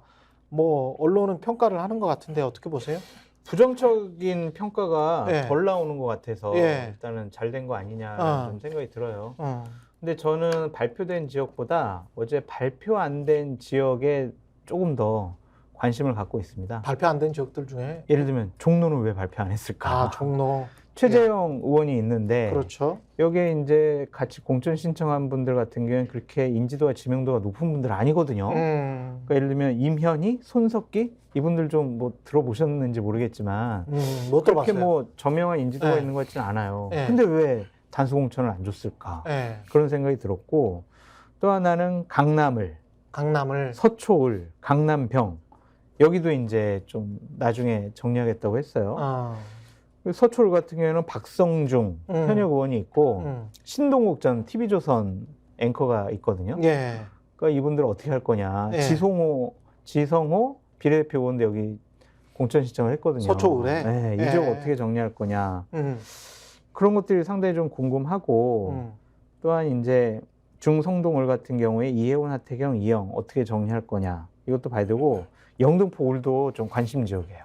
아 근데 여기에서 떨어지면 다른 쪽으로 가라 뭐 이렇게 할 수 해서 다른 있어요. 쪽으로 갈 수도 있는 거죠? 재배치할 수 있어요. 그쵸? 재배치할 수 있는데 네. 영등포 울 같은 경우도 대통령 측근인 박민식 네. 전 국가보훈처 장관 네. 그분이 있고 박용찬 당협위원장이 있단 말이에요. 그러네. 예. 그 이분들 어떻게 정리할 거냐. 박용찬은 MBC 기자였던 분인 것 앵커였던 같은데. 분이죠. 예. 그 이거 어떻게 정리할 거냐. 그래서 음. 좀 골치 아픈 데는 음. 좀 뒤로 밀어놨다. 그래서 덜 비판받는 지역 먼저 지금 우선 공천, 단수 공천한 거 아니냐 그렇게 평가하고 싶어요. 아까 그런 말을 했었어요. 우리가 그 수능을 볼 때 쉬운 문제부터 푸는 게 특히 수학 같은 거 어렵잖아. 네. 어려우면 우리가 또 다 문과시죠. 네. 예, 문과 같은 경우 이제 수학이 이제 굉장히 싫잖아요. 어우. 그러니까 이제 풀 수 있는 문제들 있잖아요. 그럼 먼저 푼단 맞아요. 말이야. 그리고 이제 나중에는 찍죠. 그렇죠. 예, 뭐 이렇게 나중에 찍잖아. 못 푸니까 4번 할 시간도 거냐, 시간도 3번 할 없고. 거냐. 뭐 안 쓰는 것보다 쓰는 게 나으니까. 예, 쓰는 게 낫고 맞을 수도 있어요. 예. 객관식이니까 뭐 이렇게 하는데 그 이번 공천 같은 경우 국민의힘 공천 같은 경우는 쉬운 문제를 먼저 풀었다.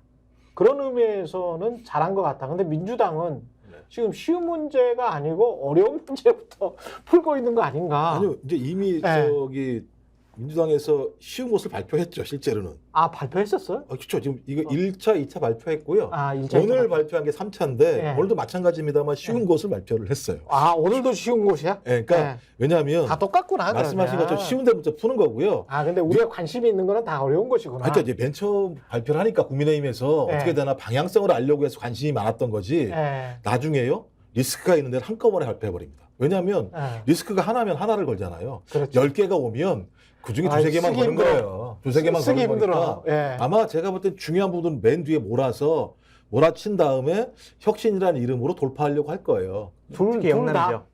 그렇죠. 둘 이제. 다. 네, 그렇죠. 국민의힘이나 민주당이나. 왜냐하면 네. 리스크를 하나하나 치고 나갈 방법이 별로 없어요. 그럼 그냥 모으는 거죠. 한 10개가 나왔어요. 그렇겠다. 그러면 기자분들도 마찬가지인데 10개 어떻게 다 스킵을 합니까? 그냥 그렇지. 그 중에 한 몇 개 정도가 핵심적인 거다라고 얘기하면 예. 나머지 작은 것들은 그냥 총치고 넘어가는 게 있기 때문에 그러면서 빠져나가는 사람들이 있겠네. 예, 그리고 특히 네. 이제 핵심은 국민의힘 같은 경우는 아까 말씀하신 강남권, 그 다음에 영남 TK 지역이죠. 그러니까 영남 TK 지역에서 물갈이를 해서 윤 대통령 측근이 꽂히냐 안 꽂히냐의 문제가 저는 아주 핵심적인 바로미터라고 생각을 하거든요. 왜냐하면 한동훈 법무장관이 자기 사람이 있는 건 아니잖아요. 지금까지 살아온 삶 자체가 자기의 인맥이 있는 게 아니기 때문에 어떤 형태로든지 윤 대통령 측근들이 아주 편하게 TK에 찍힐 것인가 이게 문제가 아마 자기 인맥 김경률. 불출마 선언했으니까요. 거긴 또 이미. 예. 그리고 TK가 중요하겠네요.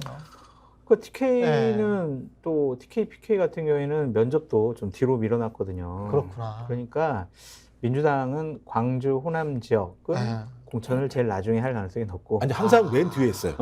아니 그렇고 두 당이 다 똑같구나. 유리한 지역은 나중에요. 왜냐면은 거기는 공천만 하면은 당선되는 지역이잖아요. 예. 그러니까 공천 반발하지 못하도록 최대한 시간을 뒤로 미루는 거죠. 그러니까 예를 들면 3월 22일이 선관위 후보 등록 마지막 날이거든요. 저는 가장 민감한 지역은 그날 발표될 수도 있다. 그래서 경쟁자들이 출마 자체를 못하도록 하게 하는 그런 방편으로 사용하죠. 그리고 근거도 있는 게요. 선거구제 개편이 아직 안 끝났기 때문에 선거구제가 주로 예를 들면 그런 지역이에요. 뭐 호남이나 이런 지역 같은 경우, 영남이라든지 이런 지역 같은 경우 통폐합되고 이런 게 많기 때문에 인구가 줄고 있는 지역. 그걸 전제로 해서 결정이 안 됐으니까 그게 우리는 공천 안 하겠다고 뒤로 다 밀어놓을 거라고 보고요. 아마 쉬운 것부터 하나씩 털고 나가고 그렇죠. 그렇게 하겠죠. 근데 역으로 보면 각각이 받은 문제지가 달라. 국민의힘 같은 경우는 텅 비어 있는 문제지를 받은 경우도 많고 그래서 그렇죠. 스킵을 할 수가 있어. 왜냐하면 국회의원 수가 그만큼 적기 때문에. 그렇죠. 근데 서울 수도권에 굉장히 많은 의원들을 당선시킨 민주당 같은 경우는 문제지가 빼곡할 뿐만 아니라 어려워. 그게 좀 양당이 처한 입장이 다른 것 같습니다. 근데 최근까지 오늘까지 각 당의 공천 관련된 점수를 주자면 좀 국민의힘은 거의 한 80점 주고 민주당은 한 50점 줄 수밖에 없어요. 민주당은 지금 좀 큰일 났다라는 표현을 쓰고 싶을 정도로 공천이 자칫 잘못하면 난장판이 될 가능성이 높다라고 보여져요. 그러니까 왜냐면 오늘 아침에 동아일보 이제 언론 보도를 보면 그 뭐 의원회관에서 이재명 당대표가 뭐 정성호 의원 그리고 뭐 조정식 사무총장 등과 6시간 동안 회의를 통해서 누구는 이건 불출마해야 되는 거 아니야? 컷달락 시켜야 되는 거 아니야? 이거를 공식적인 공관위에서 정하지 않고 당대표랑 실세들이 모인 곳에서 이렇게 정리했다라는 보도가 나왔거든요. 그게 사실이라면요, 아마 낙천자들은 공천에 대해서 못 받아들일 거예요. 본인 낙천한 거에 대해서. 그게 사실이면 그렇겠죠. 근데 이제 앞에를 하나 빼시는데요. 뭘 뺐어요? 지도부. 네. 동아일보에서 지도부와 아니 근데 정성호 의원은 지도부 아니잖아요. 네?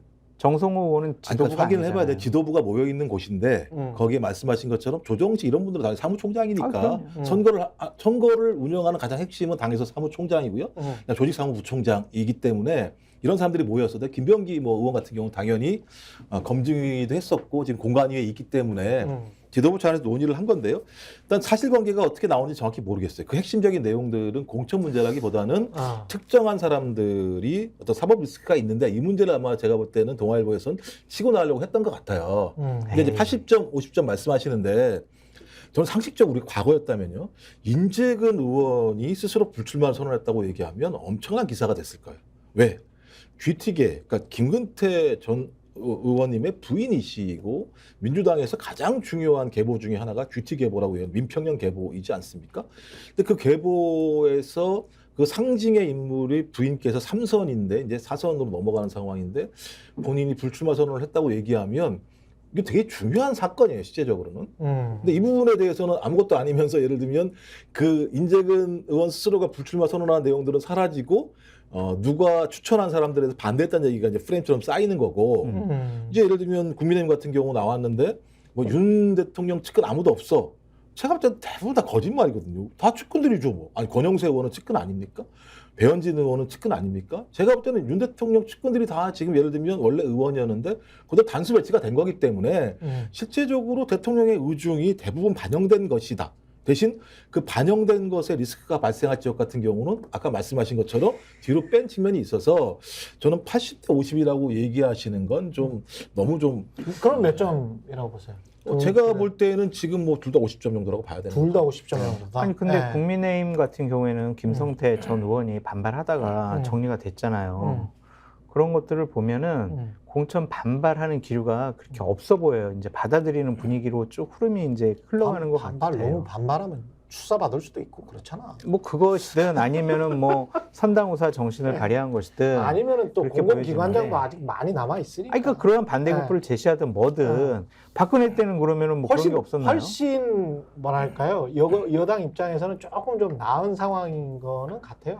아까처럼 현역 의원들이 굉장히 좀 적은 것도 훨씬 유리한 국면인 것도 맞고. 그런데 이제 민주당 같은 경우에는 이재명 당대표가 당대표로서의 권한을 이용해서 공천에 직접적으로 개입하는 모습들을 좀 보이고 있고 또한 세술은 세부대에 담아야 된다라고 하면서 좀 비명계 아니면 친문 세력들을 좀 치려는 듯한 신호를 주는 것들 이런 것들이 나중에 사실로 드러나면 공천과 관련해서 상당히 좀 난장판 형식이 드러나서 현역 의원들이 공천 못 받는 분들이 탈당을 해서 무소속 출마하거나 제3지대로 가면은 수도권 선거 같은 경우에는 민주당은 되게 쉬워 보이지 않아요. 그러니까 이러한 공천 리스크를 얼마나 잘 관리하느냐. 그렇죠. 그것이 되게 중요해 보입니다. 아니요, 난장판이라고 말씀하시면 안 되는 게 될 것 같다. 이렇게 난장판은 되면. 누가 했느냐?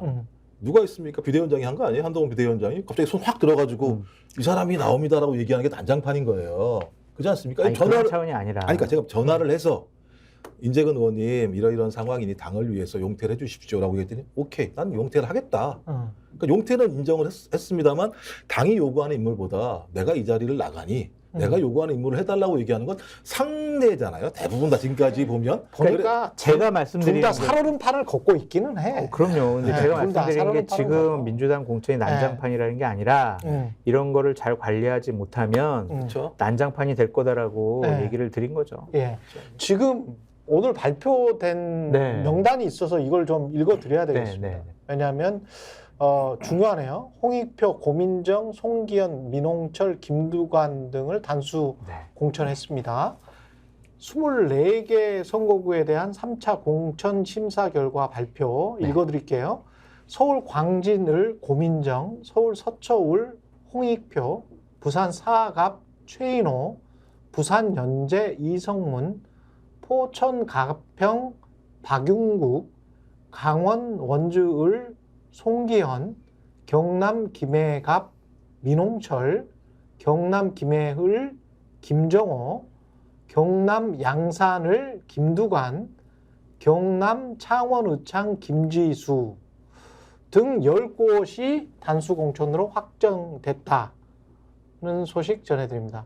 뭐 예상할 수 있는 분들이죠? 그렇죠. 예, 거의 다 그렇죠. 뭐 예, 예상. 그리고 아마 네. 15군데 정도가 아마 그 2인 경선이나 3인 경선으로 발표가 난 지역인데 대체적으로 잡음이 발생하지 않을 그렇죠. 지역들을 중심으로 네. 지금 발표를 한 것 같고요. 그렇 똑같네. 네. 예. 똑같아요. 예. 뭐 저기 문제될 만한 분들이 별로 안 계세요. 실제적으로는요. 그냥 다 유명하신 분들인 그리고 것 뭐 같습니다. 그러니까 예. 혼자서 공천 신청한 것도 있고 내가 지금 그렇죠. 이렇게 보면 경쟁이 안 되는 데도 있고 이렇기 때문에 예. 아마 이제 내일 이렇게 주말 이럴 때 이제 발표하는 게 제가 볼 때는 뭐 3인 경선 이런 이제 이런 게 들어가면 이제 여러 가지 논란이 될 수 있고 그 중에 이제 문제는 이제 주말에 31인이죠.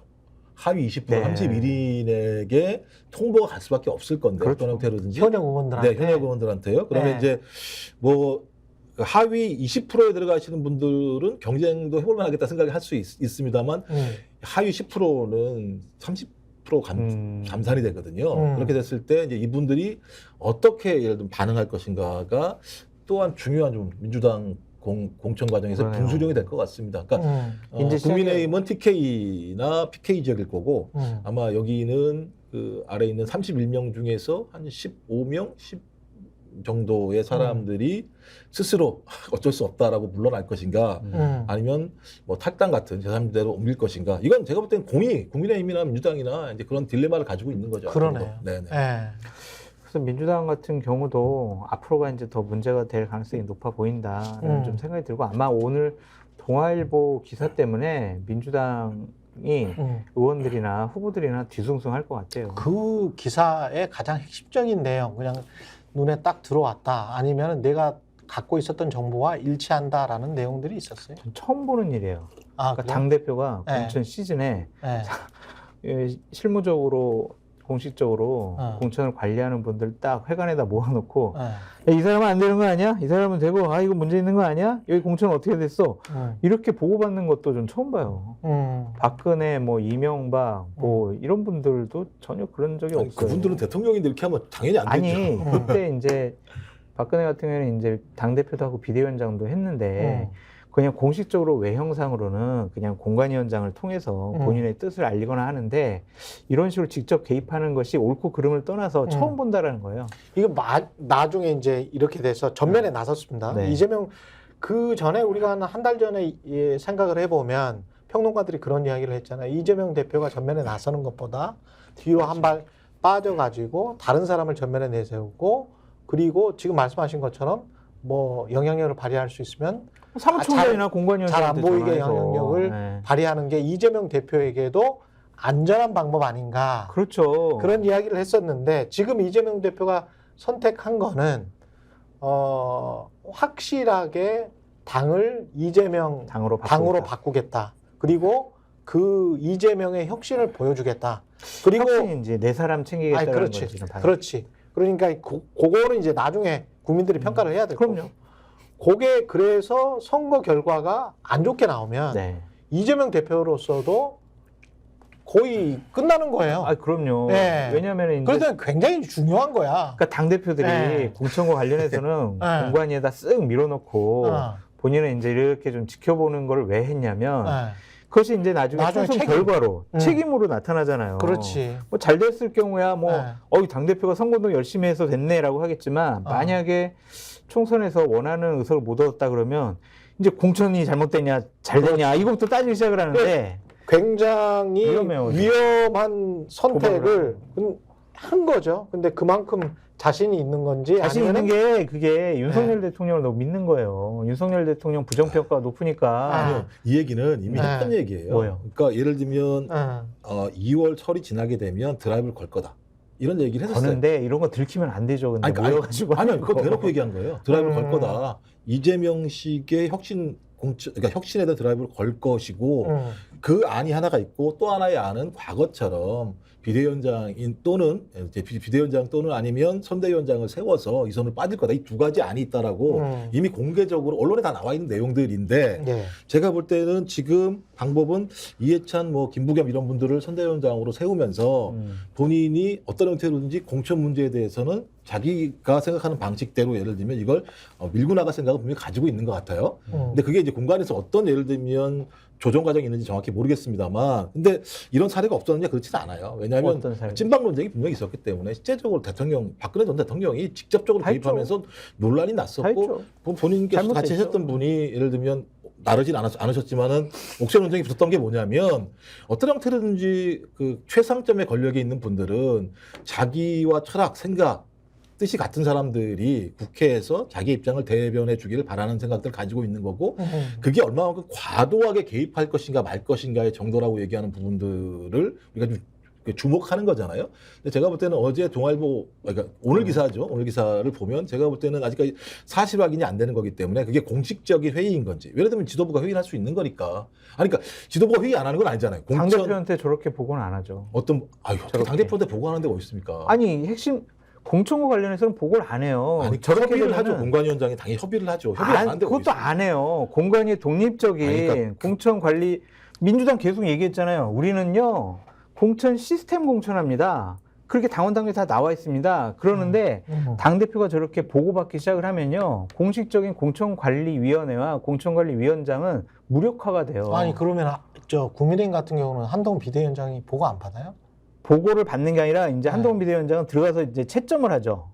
그건 뭐야 그러면? 채점, 아니 그러니까 저는 그거를 잘잘못을 가리는 게 아니라 이런 거는 처음 보는 것이고 이것은 나중에 정말 선거 결과에 따라서 당대표에게 직접적인 어떠한 심판의 영역이다라고 저는 보여지거든요. 그러니까 이런 경우가 없었다. 아니, 제가 왜 그러냐면 공관위가 공천을 누가 했는지 심사를 합니다. 네. 올리면 우리 민주당은 최종적인 의결은 최고위가 하게 돼 있습니다.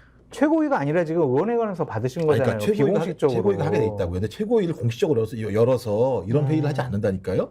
어떻게 이거 공식적으로 열어가지고 공관위가 올라온 안에 대해서 공식적으로 사람들 다 보는데 회의할 수 없는 거기 때문에 최고위 보고를 하죠. 공관위에서 사무총장이 보고를 해가지고 하잖아요. 보고를 하는데 보고하는 얘기를 아침 10시 회의에 모여서 이게 보고를 했으니 이거 추인할지 말지를 토론할 수가 없다고요. 실제로 안 그렇겠어요? 안이 올라왔잖아요. 그냥 이게 추인이 아니면야. 김종욱 교수님 말씀에 상당히 좀 의아하게 생각을 하는데 당은 공천 시스템이 다 있습니다. 그래서 공관위에서 결정을 하고 이제 최고위원회에 올려서 거의 추인 형식이에요. 그냥 공관위의 독립적인 판단을 다 맡겨놓는 거죠. 왜냐? 그것이 공정하고 객관적이고 투명하다라고 생각을 하기 때문에 당대표랑 최고위원들은요 공천관리위원장을 임명도 하고 해임도 할 수 있고 공관위원들 다 임명할 수 있어요. 근데 저렇게 비공식적으로 보고를 받게 되면은요 공식적인 공관위가 무력화가 된다니까요. 그러면 이거 시스템 공천이 될 수가 없어요. 그러니까 어제 회의가 그런 건지 아닌지는 확인해. 동아일보의 기사잖아요. 제가 볼 때 동아일보 기사 내용을 보게 되면 왜 동아일보만 그런 내용이 흘렀을까? 제가 볼 때는 사실관계를 확인할 필요가 분명히 있다는 생각이 들고요. 그게 진짜 사실인지 아닌지, 그리고 그것이 공식적인 회의였는지 아니 말씀하신 것처럼 비선 라인들의 회의였는지는 확인이 안 되기 때문에 동아일보 기사 하나 가지고 민주당이 지도부 또는 일부 비선 라인이 쪼물락쪼물락 됐다라고 얘기하기엔 아직까지 저희가 거기에 대해서 그렇다라고 단정할 수 없다는 말씀을 드리는 거예요. 공식적인 회의는 아니죠. 공식적인 회의는 당에서 딱 이제 지도부들을 모아놓고 뭐 기자들에게 자 우리 회의합니다라고 공식적으로 하고 취재도 하게 만들고 이런 것들이 공식적인 거지. 의원회관에서 몇 분이 모여가지고 6시간 동안 회의한 게 어떻게 공식적인 회의예요? 최고위 회의는 공식 회의가 비공식 회의가 다 있어요. 다 아시면서 왜 그러세요? 비공식 회의라고 얘기하는 건 그러니까 중요한 결정 사항들을 공개하기 어려운 내용들이 있으니 거기다 협의를 하는 건데 그 내용들은 할 수가 있죠. 그 내용들은 핵심적인 내용이 그거잖아요. 공관위가 결정하지 못하는 내용이 분명히 있을 거예요. 그 내용이 뭐냐면 개인에게 제기되고 있는 사법 리스크 문제와 관련해서 공관위가 이건 우리가 결정하기 어려운 측면이 있다. 지금 노웅래 의원 얘기 나왔다는 거예요. 따지고 보면요. 노웅래 의원이 그러면 아니 공관위가 다 결정하는 게 아니고 규정이 있잖아요. 공관위 공천 룰과 규정이 있습니다. 거기에 예를 들면 뭐 돈 봉투 받고 사법 리스크 1심에서 기소당하고 아니면 1심에서 어떤 판결 나고 이런 것들 다 제한 규정 다 있어요. 그런 것들 그대로 판단하면 되죠. 왜 거기에 공천하는데 정무적인 판단이 들어가냐는 거죠. 그리고 공식적인 회의라고 하려면 또한 최고위원회 비공식적인 회의라고 한다면 다른 최고위원들도 불렀어야죠. 그렇게 안 했잖아요. 대표랑 공관위원들 몇 명, 사무총장, 부총장, 정성호 의원 이렇게 모인 것은 이것은 공식적으로 사실관계 해보자니까요. 그러니까 제가 동아일보 기사 하나를 가지고, 그러니까 아니 그 사실 하여튼 그런 식인 거예요. 그러니까 조중동의 기사가 하나가 나와서 민주당을 갖다 그런 식으로 딱 규정을 해버리는 건 제가 볼 때는 평론의 입장에서는 좀 사실 확인이 필요하다는 생각이 들고요. 그다음에 공관위가 결정하지 못하는 게 분명히 있다니까요. 그는 공식적인 최고위원 회의에서 결정하면 된다니까요. 자, 공관위에서 우리 이 사람은 결정을 못 하겠으니까요. 최고위원회에서 공식적으로 논의하셔가지고 결정해 주세요라고 안건으로 올려야 돼요. 이거는 그런 형식이 아니잖아요. 그런 걸 비공개회에서 진행을 한다고요. 아니 그런 걸 누가 공개적으로 올려가지고 회의를 합니까? 다 아시면서 아니 그런 거 공개적으로 하지. 아니 예를 들면 공관위에서 이런 사람들의 문제가 있습니다. 네. 이런 사람들에 대해서 공개회의는 아니더라도 공식 회의에서 해야 된다. 비공개적인 공식 회의에서 하겠죠. 근데 그게 어제 저녁에 회의가 그건지 아닌지 제가 모르겠다라는 거죠.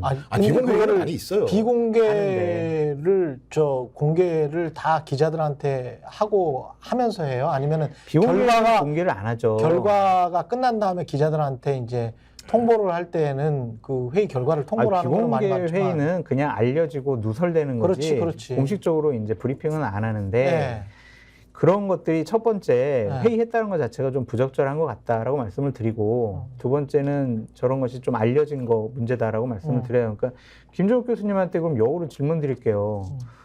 국민의힘의 공천관리위원회가 있는데 한동훈 비대위원장이 사무총장과 부총장 그리고 측근인 김경률 이렇게 한 4명이 모여가지고 야 누구는 공천 주고 누구는 공천 안 될 것 같고 야 여기는 어떻게 해야 되고 이렇게 논의한 것이 언론에 밝혀졌다고 봐요. 그러면 비판 안 하시겠어요? 그러면은 그러니까 그게 사실이라면 비판한다니까요. 동일하게. 근데 아직 사실 확인이 안 됐는데 동아일보 기사 하나 가지고 민주당이 예를 들면 지도부 일부 또 비선 라인이 공천을 쥐락빼락하는 것처럼 얘기를 하는 건 만약 그게 사실이 아닐 때는 중대한 문제일 수 있다는 거죠. 시청자분들이 한번 동아일보 기사 읽어보셨으면 좋겠고요. 알겠습니다. 민주당에서 아직 이것과 관련해서 우린 그런 회의 한 적이 없어요라든지 우리 그런 논의한 적 없어요라고 공식적으로 부인하지 않았잖아요. 그러니까 지켜보자니까요.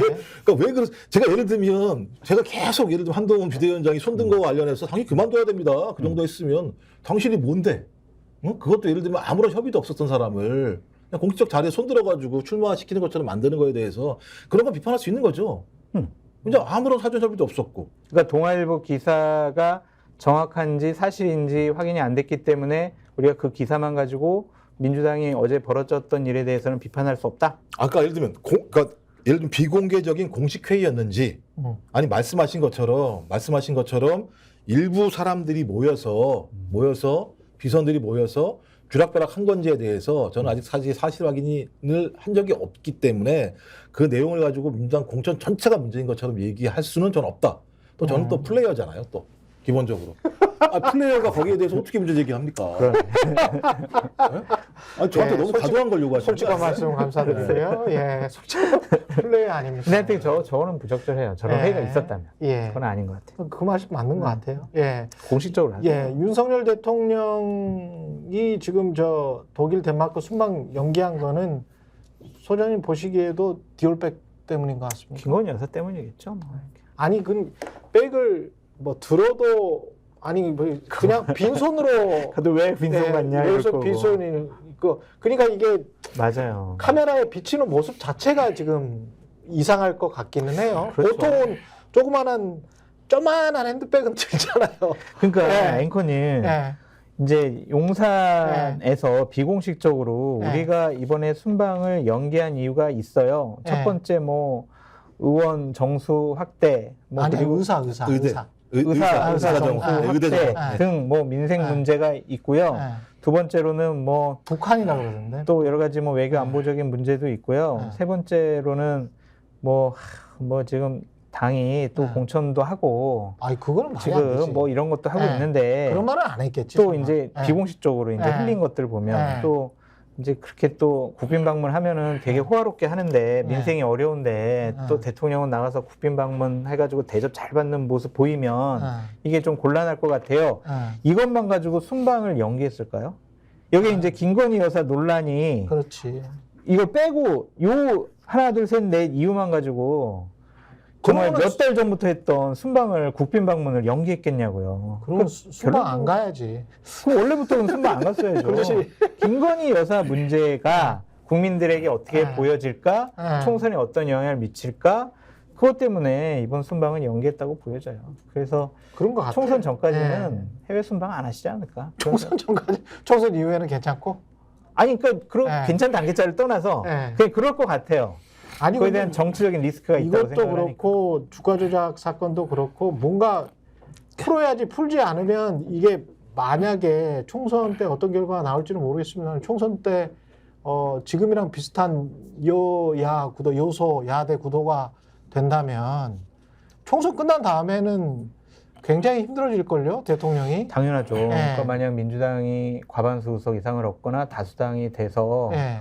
이제 국회의장직을 민주당이 차지하게 되면 이것은 국민의힘이나 아니면 여권으로서는 국정 운영하기가 상당히 힘들어질 거다. 그렇게 전망을 많이 하잖아요. 그렇죠. 그러면 네. 이제 김건희 여사와 관련된 여러 가지 논란을 좀 더 세게 밀어붙일 가능성이 높아요. 풀어야지. 풀어야 되는데 네. 일단은 감추자 전략 같아요. 야, 감추자. 안 보이게 하자. 그래서 일단은 넘어가자. 감춰지나? 그래서 우리는 민생에 집중한다. 광주도 간다. 그러니까 풀 수 없는 걸 풀려고 하니까 안 되는 거예요. 네. 그냥 고르디우스의 매듭처럼 꽝 그냥 쳐가지고 끊어버리지 않는 이상은 안 되는 거죠. 이거 어떻게 풀겠습니까? 기본적으로. 그러니까 저는 이해가 안 되는 게 어떻게 3, 4일 전에 순방 연기할 걸 그 전에 연기하지 못했는지 전 이해가 안 되는 거예요.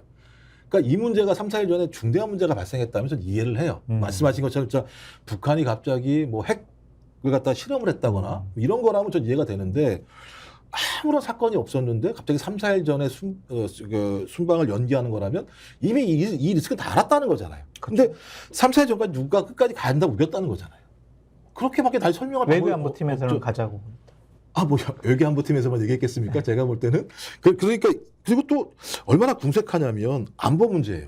대통령이 항상 하는 얘기가 뭡니까? 너희들 도발만 하면 우리가 압도적인 힘으로 응징할 수 있다고 얘기했잖아요. 대통령이 없다고 응징을 못 하나요? 그렇지 않을 거라는 생각이 들고. 그다음에 경제? 여기 순방 왜 갔습니까? 독일하고 예를 들어 경제 문제 풀려고 가겠다고 얘기했던 거 아니에요? 첨단 기술 협력, 이거는 독일은 굉장히 중요한데. 네. 그렇죠? 우리 신재생 에너지나 이쪽과 관련해서도 맞아요. 그렇고 독일을 어떻게든 잡아야 돼. 그렇죠. 예. 그래서 제가 볼 때 딱 두 가지라는 생각이 들어요. 네. 말씀하신 것처럼 명품백, 그러니까 김건희 리스크 문제랑 저는 공천 문제에 대해서도 예를 들면 그 부분에 대해서 정확하게 본인이 현장에서 그것을 파악해야 된다고 생각했을 거라는 생각이 들어요. 그래서 이제 한동훈 못 믿겠다. 내가 이렇게 지켜보고 있어야 아니, 된다. 나갔을 때랑 아시잖아요. 그 부모님이 저기 한 일주일 밖에 나가서 집안 개판되잖아요. 실제로는요. 자기 마음대로 밥 먹고 뭐 놀러 다니고 이러는데 제가 볼 때 그것도 있을 것 같고 또 말씀하신 김건희 이 리스크도 있을 것 같고 이런 부분과 관련해서 계산을 했겠죠. 그렇죠. 3, 4일 전에 순방 연기하는 것과 가는 것과 계산을 해봤을 때 눌러 앉아 있자. 이게 훨씬 낫다라고 판단한 것 같아요. 대통령실 참모라도 이건 가지 말자고 계속 했을 것 같아요. 그 전에 했었어야죠. 그랬으면 맞아요. 리스크를 관리하려면. 그럼요. 여기까지 듣겠습니다. 김종욱 전 청와대 행정관, 장성철 공론센터 소장이었습니다. 예, 고맙습니다. 감사합니다. 예, 잠시 광고 보시고 3부 고민정 더불어민주당 의원과 대담 이어가겠습니다.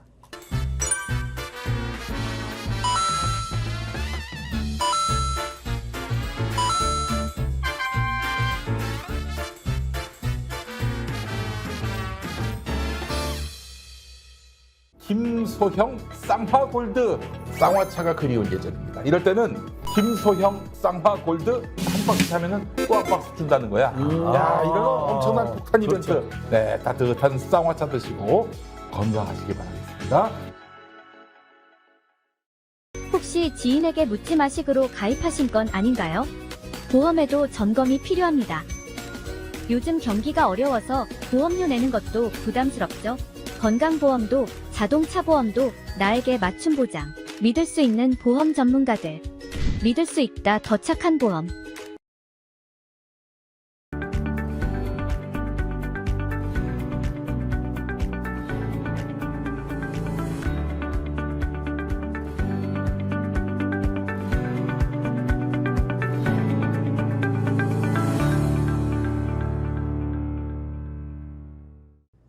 네, 더불어민주당 현역 의원 컷오프 비롯한 총선 공천 작업 속도를 내고 있고요. 방금 발표가 좀 됐죠. 공천 국면입니다.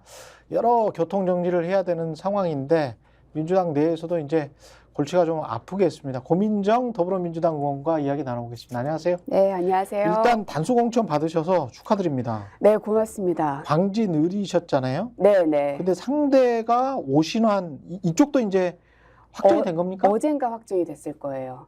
이게 원래 서울시 정무부시장 했던 분이죠. 맞습니다. 그리고 관악에서 재선까지 했던 분이고. 근데 이제 궁금한 건 왜 관악에서 여기를 왔을까는 아직은 물음표긴 해요. 고민정을 좀 만만하게 봤나?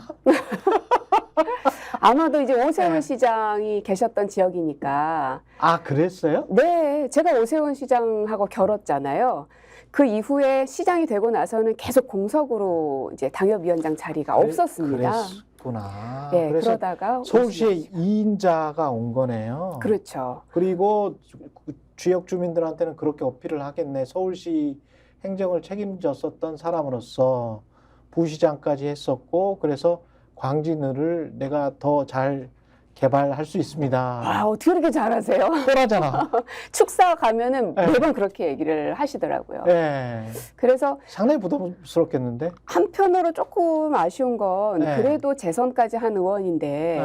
오세훈 시장 뒤에 저렇게 꼭 숨어서 해야 되나, 네. 오신환의 정치를 보여주면 더 멋있지 않을까? 막 이 생각이 좀 들긴 하는데, 어쨌든 저희 지역구 안에서는 윤석열 대통령은 없고요. 네. 오로지 오세훈 시장만 계시고, 신년 인사회, 뭐 전통시장 방문, 모든 일정이 다 저희 광진 을지역에서 오세훈 시장님께서 하고 계시죠. 어떻게 반격하실 생각이세요?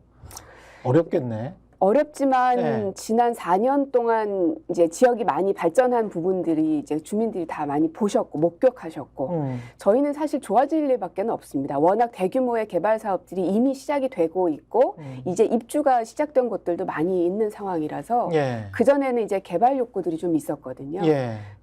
그리고 그 말고는 공중전에서는 아무래도 오세훈 시장이 계속 소환될 수밖에 없겠다 생각도 들지만, 그래도 오세훈 시장이 선거하는 건 아니니까. 그러면 오신환이라는 사람은 왜 관악구 토박이라고 초중고를 다 나왔다고 하면서 관악구에서 선거운동을 하셨더라고요. 근데 왜 관악구를 버리고 광진구로 왔을까? 거기에 대한 답을 오신환 후보가 하셔야 되는데 아직까지는 제대로 못 하시는 것 같아요. 예. 민주당 입장에서는 아까도 그런 이야기를 했었는데 현역 의원들도 많고, 네. 그리고 서울 수도권에 특히 이제 쟁쟁한 후보들이 많잖아요. 그게 오히려 공천을 하는데 굉장히 큰 부담감, 그리고 혹시 모를 불화, 그리고 잡음 이런 것들 당 내에서는 그런 것들 걱정 많이 하지 않습니까? 하죠. 예. 하죠. 그래서 친명이네 친문이네 갈라서 고민할 그럴 겨를이 정말 없다 하는 말씀 계속 드리는 거고, 다만 저희가 공천이 조금 늦게 발표되고 하는 것에 대한 답답함이 있으실 테지만 저는 전략상 그게 맞다고 봐요. 아, 그래요? 왜냐하면 네. 저희는 야당이기 때문에 결국 자객 공천은 지금까지는 경선 안에서 뭐 비명을 향해서 친명이 뭐 자객을 간다 막 이런 것들이 조금 회자가 그렇죠. 됐었는데 네. 그건 별로 옳은 방향은 아니고요. 네. 진짜 싸움은 여권을 향해서 야당으로서 어떤 자객 공천을 할 것인가가 핵심이라고 보는데요. 지금 서울 같은 경우는 중요한 자리들이 이제 공천 발표가 국민의힘 측에서 나고 있기 때문에 이제 거기에 맞서서 우리는 어떤 사람들을 자객 공천을 해서 그것들을 무너뜨릴 것인가. 서울 민심은 어떻게 보세요? 제가 그 쭉 여론조사 추이를 이렇게 보면, 네. 제가 느끼기에 과거 문재인 정부에 있었을 때는 서울 수도권 쪽에 특히 서울이 수도권보다 조금 민주당의 우호적이었거든요. 네. 근데 지금은 약간 바뀌었어. 서울이 국민의힘이 조금 더 높게 나오는 때가 많은 것 같고, 수도권은 민주당이 우세로 꽤 오랫동안 지금 지속을 하는 것 같고, 근데 서울이 이렇게 한 1, 2년 된 거는 같은데 확이라기보다는 살짝 바뀐 이유가 뭐라고 보십니까? 국민의힘이 상대적으로 좀 득세를 하는 이유가 뭐라고 보세요? 아무래도 부동산 이슈가 워낙 컸었고, 그래요? 예, 그 여파가 지난 대선 지선 때 굉장히 컸었는데 지금은 이제 주택 시장이 많이 사실은 이제 너무 많이 떨어지기도 하고 이제 그리고 경기가 너무 안 좋기도 하고 이제 이런 요소들 때문에 국민의힘을 지지했었던 유권자들이 지금은 이제 중간지대로 많이 옮겨와 있는 상황 같아요. 헛갈리는 상황이죠. 네. 그래서 그전엔 민주당을 지지했던 그 중간지대가 국민의힘으로 확 갔다가 이제 그 부동산에 대한 심판을 하겠다고 해서 근데 이제 그 국면이 지나고 나서는 이제 중간지대에 와 있는 것 같아요. 그래서 결국은 선거는 중도를 얼만큼 끌고 오느냐의 싸움이기 때문에 지금은 당내에서 경선이나 이런 것으로 잡음을 낼 계제가 아니다는 생각이 들고, 그래서 빨리 이 내부 갈등들은 잠재우게끔 하는 게 가장 첫 번째 숙제일 것이고요. 그리고 이 중도에 있는 사람들에게 우리가 어떻게 어필할 것인가. 그냥 단순히 그 뭐 검찰 개혁이나 뭐 언론 개혁이나 이런 것들은 필요한 부분이긴 하지만 민생과는 직접 이렇게 밀접한 관련은 좀 없기 때문에 그렇죠. 국민들의 이 바구니 물가를 어떻게 낮춰줄 수 있는가, 일자리 문제 어떻게 해결할 것인가, 이 문제를 우리 민주당이 비전을 자꾸 제시해줘야 된다고 생각을 합니다. 언론에서는 친문과 친명 간의 갈등 이거를 계속 부각을 시키잖아요. 실제로 그 민주당 안에 그런 게 좀 있습니까? 근데 저는 이제 정치 정당에 들어와서 한 거는 이제 4년밖에 되지 않아서 그렇죠. 그 전에 공천 과정이 어땠는지 모르겠으나 그냥 국민의 입장에서 뉴스를 봤던 걸 생각해 보면 매번 공천 때마다 그랬던 것 같은데요. 저쪽도 그렇고 이쪽도 그렇고 뭐 옥새 파동도 있고 그리고 누가 주류냐 누가 비주류냐 뭐 그 가지고 이제 갈등도 굉장히 첨예하게 일어나고 그래서 갈등은 피할 수 없지만 얼마나 조기에 스무스하게 관리하느냐가 그때의 당대표 그리고 지도부의 역량일 것 같아요.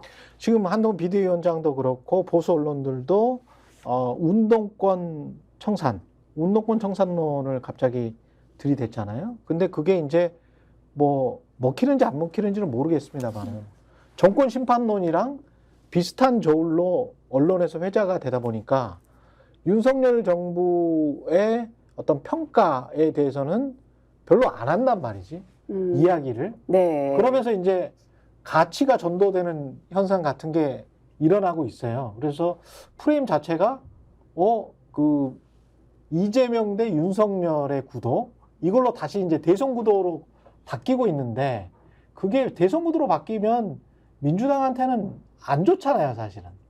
윤석열 정부 심판론으로 하나로만 가는 게 민주당으로서는 좋은 건데. 그렇죠. 이미 쓱 해서 운동권 청산론이 나오면서 언론에 도움이 좀 있었지만 바뀌어버린 것 같거든요.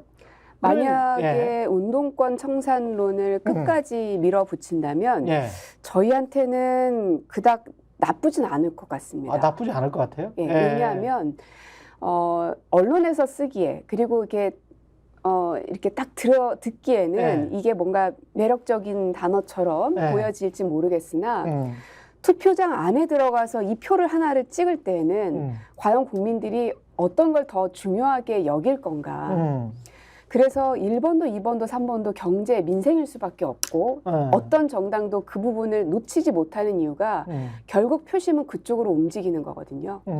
지난 대선 때에도 사실 문재인 정부의 지지율은 역대급이었죠. 그 어떤 정부보다 높은 지지율을 대통령이 가지고 있었음에도 불구하고 결국은 경제의 핵심이라고 할 수 있는 그 부동산 이슈가 더 크게 잡아먹었던 거거든요. 그러니까 그런 걸 봤을 때는 오히려 저쪽이 다른 걸 내세우지 않고 운동권 얘기만 계속 내세운다면 국민들 머릿속에는 또다시 이념 전쟁 하는 거구나 생각할 테고 그게 지금 중요하냐. 당장에 내 먹을거리, 일자리 이게 훨씬 더 중요하지 하는 생각을 저는 투표장 안에 들어가서는 한다고 생각해요. 그럼 민주당의 전략은 그런 그 프레임 자체에 그냥 빠지지 말고 그런 이야기를 하지 말고 민생과 관련해서 어떤 대안을 내놓거나 다른 어떤 화두를 제시하거나 경제와 관련된 다른 화두를 제시하거나 그게 가장 적당하다. 운동권 청산론이라는 것에 대해서 굳이 우리가 말을 막 더 보태지 않아도 저는 국민들께서 알아서 판단하시고 심판하시거나 뭐 정리하실 거라고 생각하거든요. 그 정리라는 의미가 다 잘라낸다는 의미가 아니라 왜냐하면 얼마 전에 그 서울의 봄이라는 영화도 상당히 이념적 영화임에도 불구하고 젊은 층들에게까지도 굉장한 인기를 끌었었죠. 그런 걸 보면 민주화 그리고 뭐 그 운동 시민사회 뭐 이런 것들에 대한 국민들의 시선이 무조건 부정적으로만 가 있다고 생각하지 않습니다. 기본적으로 인정하는 부분은 있는 것 같아요. 근데 아까 말씀하신 중도층 중에서는 네. 보수적인 분들도 꽤 있을 것이기 때문에 임종석, 추미애 뭐 이런 이야기 나오고 또 뭐 누가 들어가네, 마네 뭐 이런 이야기를 언론에서 자꾸 이렇게 훨씬 더 선정적으로 이렇게 부각시키면 네. 그러면 아유 민주당 또 자기들끼리 밥그릇 싸움 하는구나.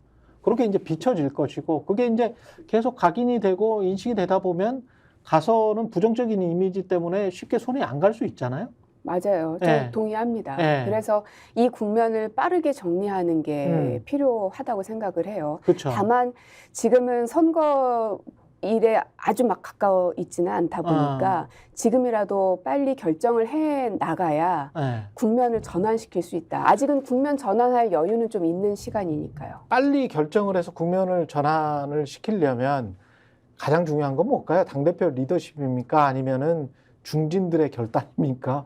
아니면은 뭐라고 보세요? 당대표께서 리더십 있게 중진들의 결단을 이끌어내야 되겠죠. 저는 연동돼 있다고 생각해요. 그렇겠죠. 네. 빠질 사람은 빠져야 된다라고 보세요? 어떻게 보세요?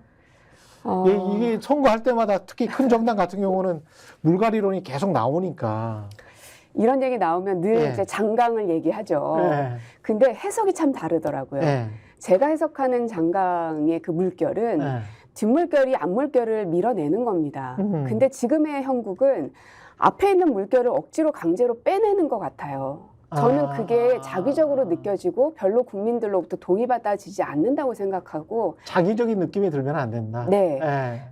그래서 한편으로는 이제 후 세대인 저도 반성도 됩니다. 나의 정치력을 훨씬 더 키웠어야 하는데 하는 아쉬움도 있고 하지만 내가 그분들을 더 큰 정치력과 어떤 대중성을 가지고 밀어낼 수 있어야지 누군가가 콕 집어서 빼낸다고 해서 내가 그 자리에 가면 사람들이 인정해 줄까. 누구든지 본인이 스스로 크지 않고 누군가에 의해서 키워진 사람들은 결국 온실 속 화초가 될 수밖에 없잖아요. 민주당은 그 한동훈 비대위원장이나 국민의힘의 프레임에 걸려 들은 것 같은 게 네. 제가 보기에는 한동훈 비대위원장이랑 싸우는 횟수가 잦아졌어. 그거는 이제 프레임 전쟁에서 국민의힘이 승리를 하고 있는 거거든요. 왜냐하면 민주당은 그것에 아랑곳하지 않고 무조건 윤석열 정부의 실정과 관련한 것들, 윤석열 정부, 윤석열이라는 단어를 많이 언급해야 돼. 맞아요. 근데요, 그렇게 하는데도 네.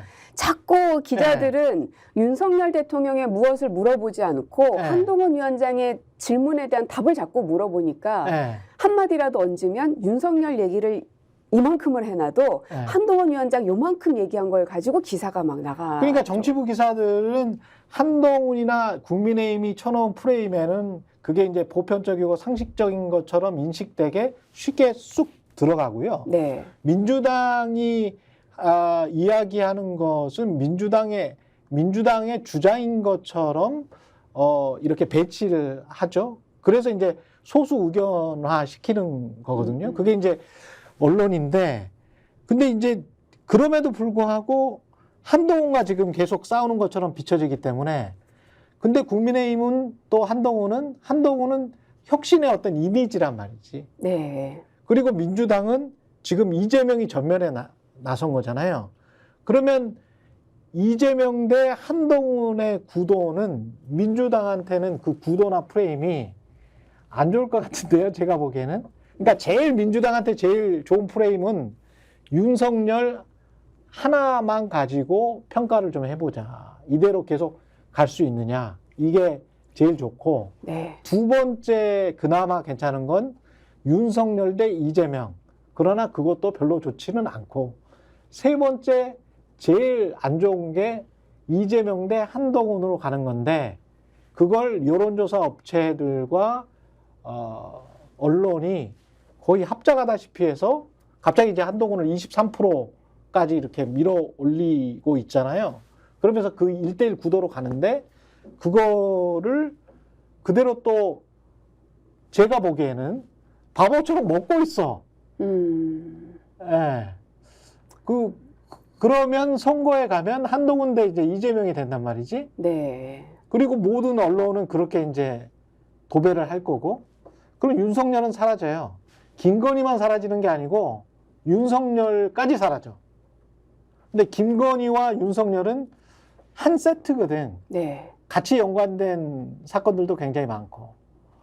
그래서 그리고 이제 그렇게 이야기를 하다 보면 윤석열의 거짓말도 다시 소환이 될 수 있는 가능성도 굉장히 높고, 경제 이야기도 인플레이션도 이렇게 많이 안 나오는 언론은 전 세계적으로 지금 드물어. 맞아요.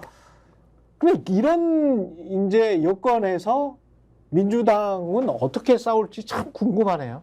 제가 언론인으로서 보기에는 좀 이상한 싸움이 지금 되고는 있어요. 네. 그래서 이재명 대표, 저희 이제 민주당 안에서의 빅 스피커가 여럿이 있으면 좋은데 네. 지금으로서는 이제 대표님이 거의 유일하잖아요. 네. 그래서 그 스피커를 한 명을 더 만들어야 된다. 그게 그 전에로 올라가면 뭐 공관위원장 자리도 있었고 또 전략공관위 자리도 있었고, 근데 이제 그게 다 아니었잖아요. 이제 남아있는 거는 선대위밖에는 없거든요. 그러면 지금이라도 빨리 선대위를 세워서 이재명 대표 버금가는 빅 스피커를 만들어야 된다고 그렇죠. 생각을 하는 겁니다. 네. 그래야지 한동훈과 윤석열이라는 걸 분리를 해서라도 네. 윤석열 싸움으로 이재명 대표가 밀어갈 수가 있는데, 그렇죠. 지금은 혼자서 두 사람을 다 상대를 하려다 보니 당연히 한동훈 쪽으로 이렇게 물려 들어갈 수밖에 없는 구조라고 저는 생각해요. 그러면 윤석열 대 선관위원장 이렇게 이제 가야 되는데, 또는 선대위원장. 선대위원장, 뭐 공관위원장이 이 역할을 할 수는 없을 거 지금 아니에요. 그런 상황은 아닌 것 같아요. 그렇죠? 그 다음에 이제 교수님이시니까 이분은. 그럼 윤석열 대 선대위원장이 공동선대위원장이겠죠, 이분이.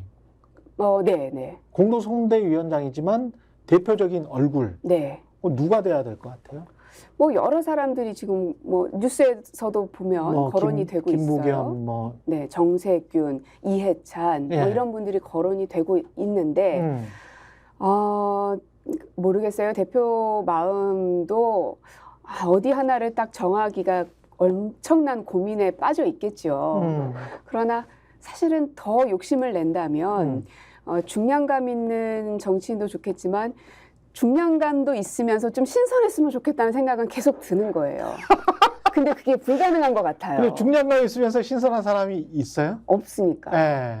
연세가 드시면서 아니 왜 정치적 중량감이 꼭 나이가 있어야 되는 건 아니잖아요. 그렇지. 예를 들어 이준석 전 대표 같은 경우는 정치적 중량감이 있었잖아요. 지금 있죠. 네. 지금 있죠. 그래서 그런 인물들을 계속 저도 고민을 하고 있습니다. 그래야 이제 제안을 드릴 테니까. 근데 저도 이제 마땅히 찾지를 못하는데, 그게 안 된다라면 뭐 차선책으로라도 어쨌든 빨리 스피커를 앞세우는 게 필요하지 않겠는가. 네. 그래서 한동훈 위원장하고의 싸움을 자꾸 그분이 하시든지 아니면 뭐 다른 최고위원들이 하시든지 하면 자꾸 이렇게 조금 페이드 아웃을 시키게끔 만들어내야 될 것 같은데, 저희의 이슈가 지금 너무 주도적이지 못한 것 같아요. 그것도 있고, 두 번째는 이슈 말씀하셨으니까 인물이 이재명 말고 보이지가 않는데 이재명으로 끌고 가기에는 굉장히 힘들 거다. 윤석열 대 이재명으로 하는 게 그때 대선 정도의 그 구도로 가버리면, 그러면은 그 정도 득표수로 간다면, 그러면 총선에서 그게 승리인가? 지금 현재 민주당의 의석수로 생각을 하면. 근데 한편으로는요. 이재명 대 윤석열의 대선 구도가 다시 잡힌다면 우리한테 불리하기만 할 건가? 전 그러지 않을 것 같은 생각이 들어요. 이미 한 2년 했으니까. 네. 그리고 그 결과치를 국민들이 봤고 거기에 대한 평가는 전 이미 끝난 것 같거든요. 그래서 지금 숙제는 윤석열, 김건희 두 분을 자꾸 소환해내는 게 저희의 숙제인 것이지. 그렇겠죠. 민주당 입장에서. 윤석열과 이재명이 대립이 되든 아니면 이재명이 아닌 누군가와 대립이 되든 그것보다 누가 윤석열을 더 끄집어낼 수 있을 것인가. 그럴 만한 인물이 있으면 된다. 그게 설령 이재명 대표님이어도 나는 상관없다고 봐요. 그리고 이제 진짜로 어떤 민주당이 잘 되기를 바라는 중도층의 입장에서는 그거 플러스 네. 알파가 필요한데 만약에 뭐 선대위원장이 누가 될지는 모르겠습니다만은 누구의 혁신이든 간에 민주당의 혁신이 국민의 혁신과 국민들이 생각하는 혁신과 좀 통해야 되거든요. 그렇죠. 지금 아까 부동산 말씀하셨지만 뭐 민생이라는 그 추상적인 이야기, 부동산이라는 추상적인 이야기에서 좀 더 구체적으로 이재명의 혁신이든 민주당의 혁신이든 우리는 혁신이 당신들의 민생과 이런 점에서 구체적이고 통한다. 근데 그게 서로 간에 이제 클릭이 돼야 되거든. 근데 국민의힘이건 민주당이건 아직 이렇게 딱 클릭되는 지점이 경제, 민생이라는 부분에서 나타나지가 않기 때문에 중도층은 아마 그걸 보고 있을 것 같아요. 나한테도 이익이 되고, 네. 국가한테도 이익이 되네. 통했네. 이건 괜찮네. 뭐 이런 거 있잖아요. 네. 그게 이제 단순한 뭐 옛날에 개발 사업이나 이런 것, 시면 뭐 그냥 지루할 테고, 국민들 입장에서는. 우리 한국 국민들이 얼마나 똑똑합니까? 맞아요. 네. 그거는 뭐 준비하고 있는 게 있어요? 민주당은? 뭐 전략국이나 아니면 정책국에서 네. 계속 고민들을 하고 있는 걸로 저도 네. 알고 있고, 근데 이 부분에 대해서 가장 큰 강점을 갖고 있는 정치인은 저는 이재명 대표라고 생각해요. 이재명 대표가 지금의 자리에 있을 수 있었던 건 어떤 이념으로 올라온 사람이 아니라 그야말로 실사구시의 행동으로 올라왔죠. 핵심을 갖고 있는 사람이기 때문에 국민들이 이제 대통령은 이런 사람 한번 뽑아보자. 이 열망이 이재명 대표로 귀결됐던 거잖아요. 네. 그래서 내 삶에 이득이 되는 진짜 실사구시적 정책을 감적으로 잘 알 수 있는 사람은 전 대표다. 그래서 저는 오히려 대표께서 이쪽에 더 집중해 주시고 고민해 주시고 결론을 내려주셨으면 좋겠다는 거예요. 그래서 사람을 짜고 공천을 하고 인물을 어떻게 구도를 만들고 전략을 짜고 이거는 아까 얘기했던 뭐 삼총리들 가운데서 하시든 뭐 중량감도 있고 신선하면 좋겠지만 그게 안 되면 중량감 있는 인물이라도 빨리 세워서 선거를 많이 치러본 사람에게 그걸 조금 맡겨놓고 오히려 이재명 대표님은 말씀하셨던 국민들의 혁신과 통할 수 있는 그 정책을 하나만 찾으면 될 것 같거든요. 그렇죠. 네. 저는 그거를 이겨낼 사람은 이재명 대표밖에 없다고 생각해요. 예. 그 정치적인 문제 한두 가지만 여쭤보고 네. 끝내겠습니다. 조국 신당 같은 경우에 선을 분명히 그었잖아요. 박홍근 의원이.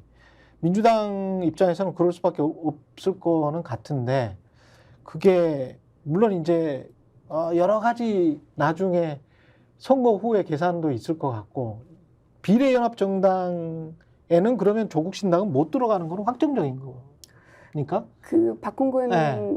거의 단장이 네. 그 TF팀의 단장이기 때문에 네. 아마 그렇게 되는 것 같아요. 그렇죠. 그러면 비례연합정당에 들어가는 이른바 인물들은 어디에서 픽업을 하는 거예요? 기본적으로는 그 각 당에서 이제 그냥 몫을 추천을 하면 하고. 이제 그분들이 들어올 것이고 민주당은 뭐 지금까지 인재 영입도 많이 했었고 또 추천 받고 있는 시민사회 단체 쪽에 있는 분들도 굉장히 많이 있고 통상적으로 저희가 비례를 할 때 거치는 그런 과정들이 지금도 진행되고 있다고 보시면 됩니다.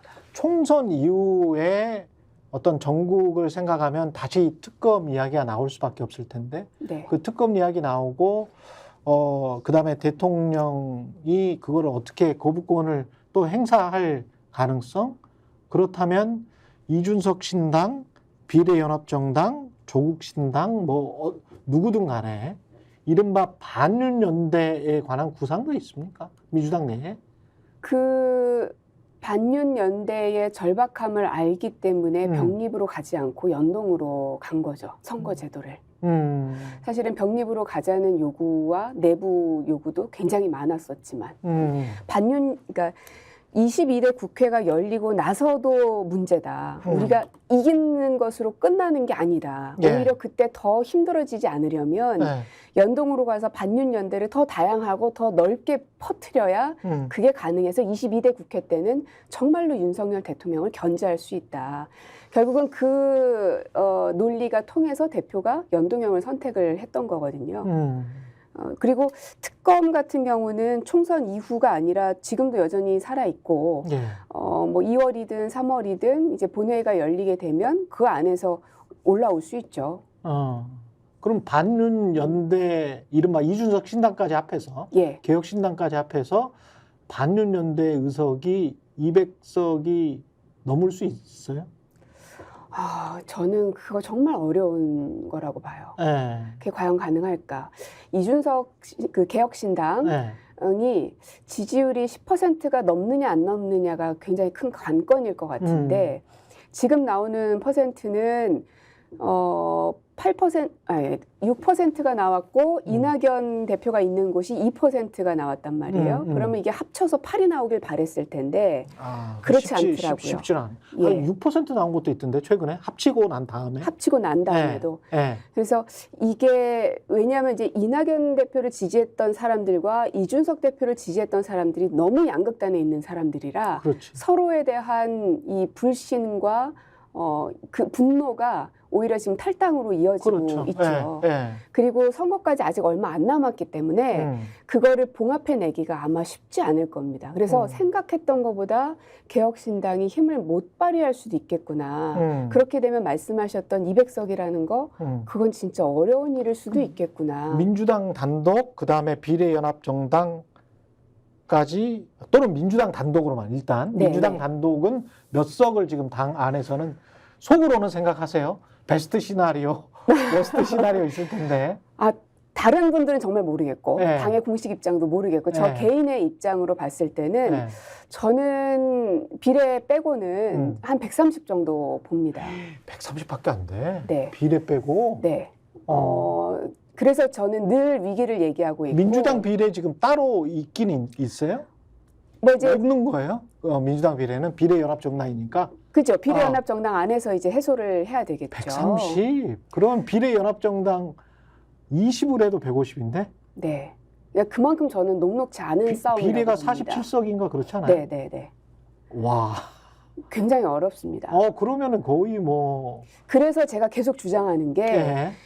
친명이네 친문이네 이거 따질 때가 아니고 누가 그 지역에 들어갔을 때 돌려봤을 때 국민의힘을 이길 수 있는 선수가 누구냐가 제일 중요하다. 그렇지. 근데 그거는 공관위밖에 모른단 말이에요. 최고위원도 알 수가 없습니다. 접근이 안 돼요. 그럼 그분들은 그 자료를 갖고 있지 않겠습니까? 예. 그냥 장밋빛 시나리오를 가지고 우리는 잘 될 거야 이거 갖고는 안 되는 거예요. 그렇지. 예. 제 경험칙상 예. 여론조사가 리얼미터와 갤럽의 차이가 크지만 예. 그냥 평균적으로 늘 그 흐름들을 봤을 때는 흐름을 보는 게 중요하지. 예. 민주당은 평균 지지율보다 한 3% 정도는 더 깎아서 생각해야 돼요.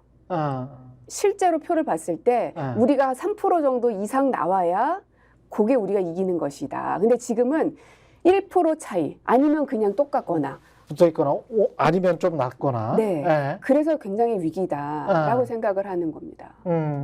그래서 당내 경선이 너무 치열해지고 과열되는 양상은 저희한테 하등 도움이 되지 않습니다. 제가 한 2달 전인가 들었을 때는 그 보수적으로 잡고 있는 분이 한 140 이야기 하던데 지금 고민정 의원한테 이야기 들어보니까 10석이 줄었네. 모르겠어요. 제가 아마 네. 서울에 있어서 더 위기감이 있는지 모르겠는데 그렇죠.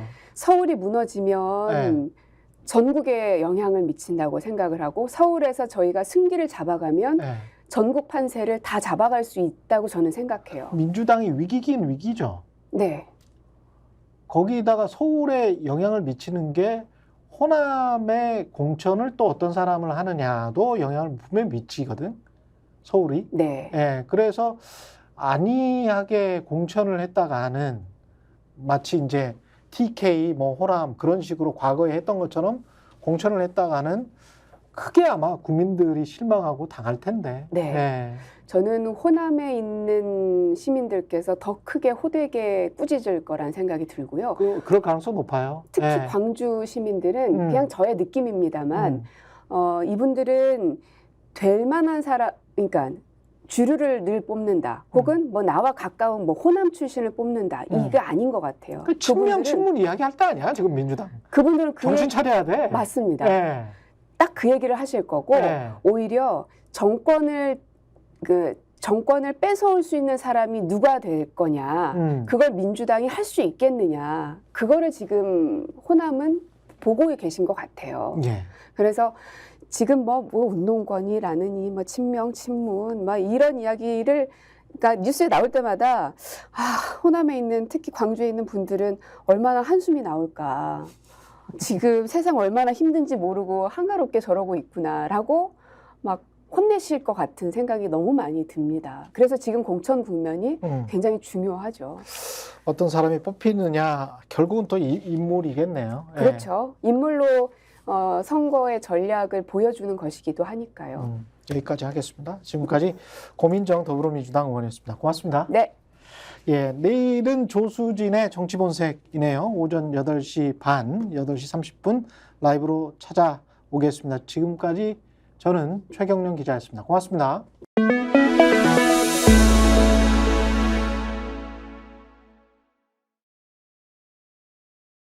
TV의 정치본색. 예. 다시 제가 말씀드리죠. 구독, 좋아요, 사랑입니다.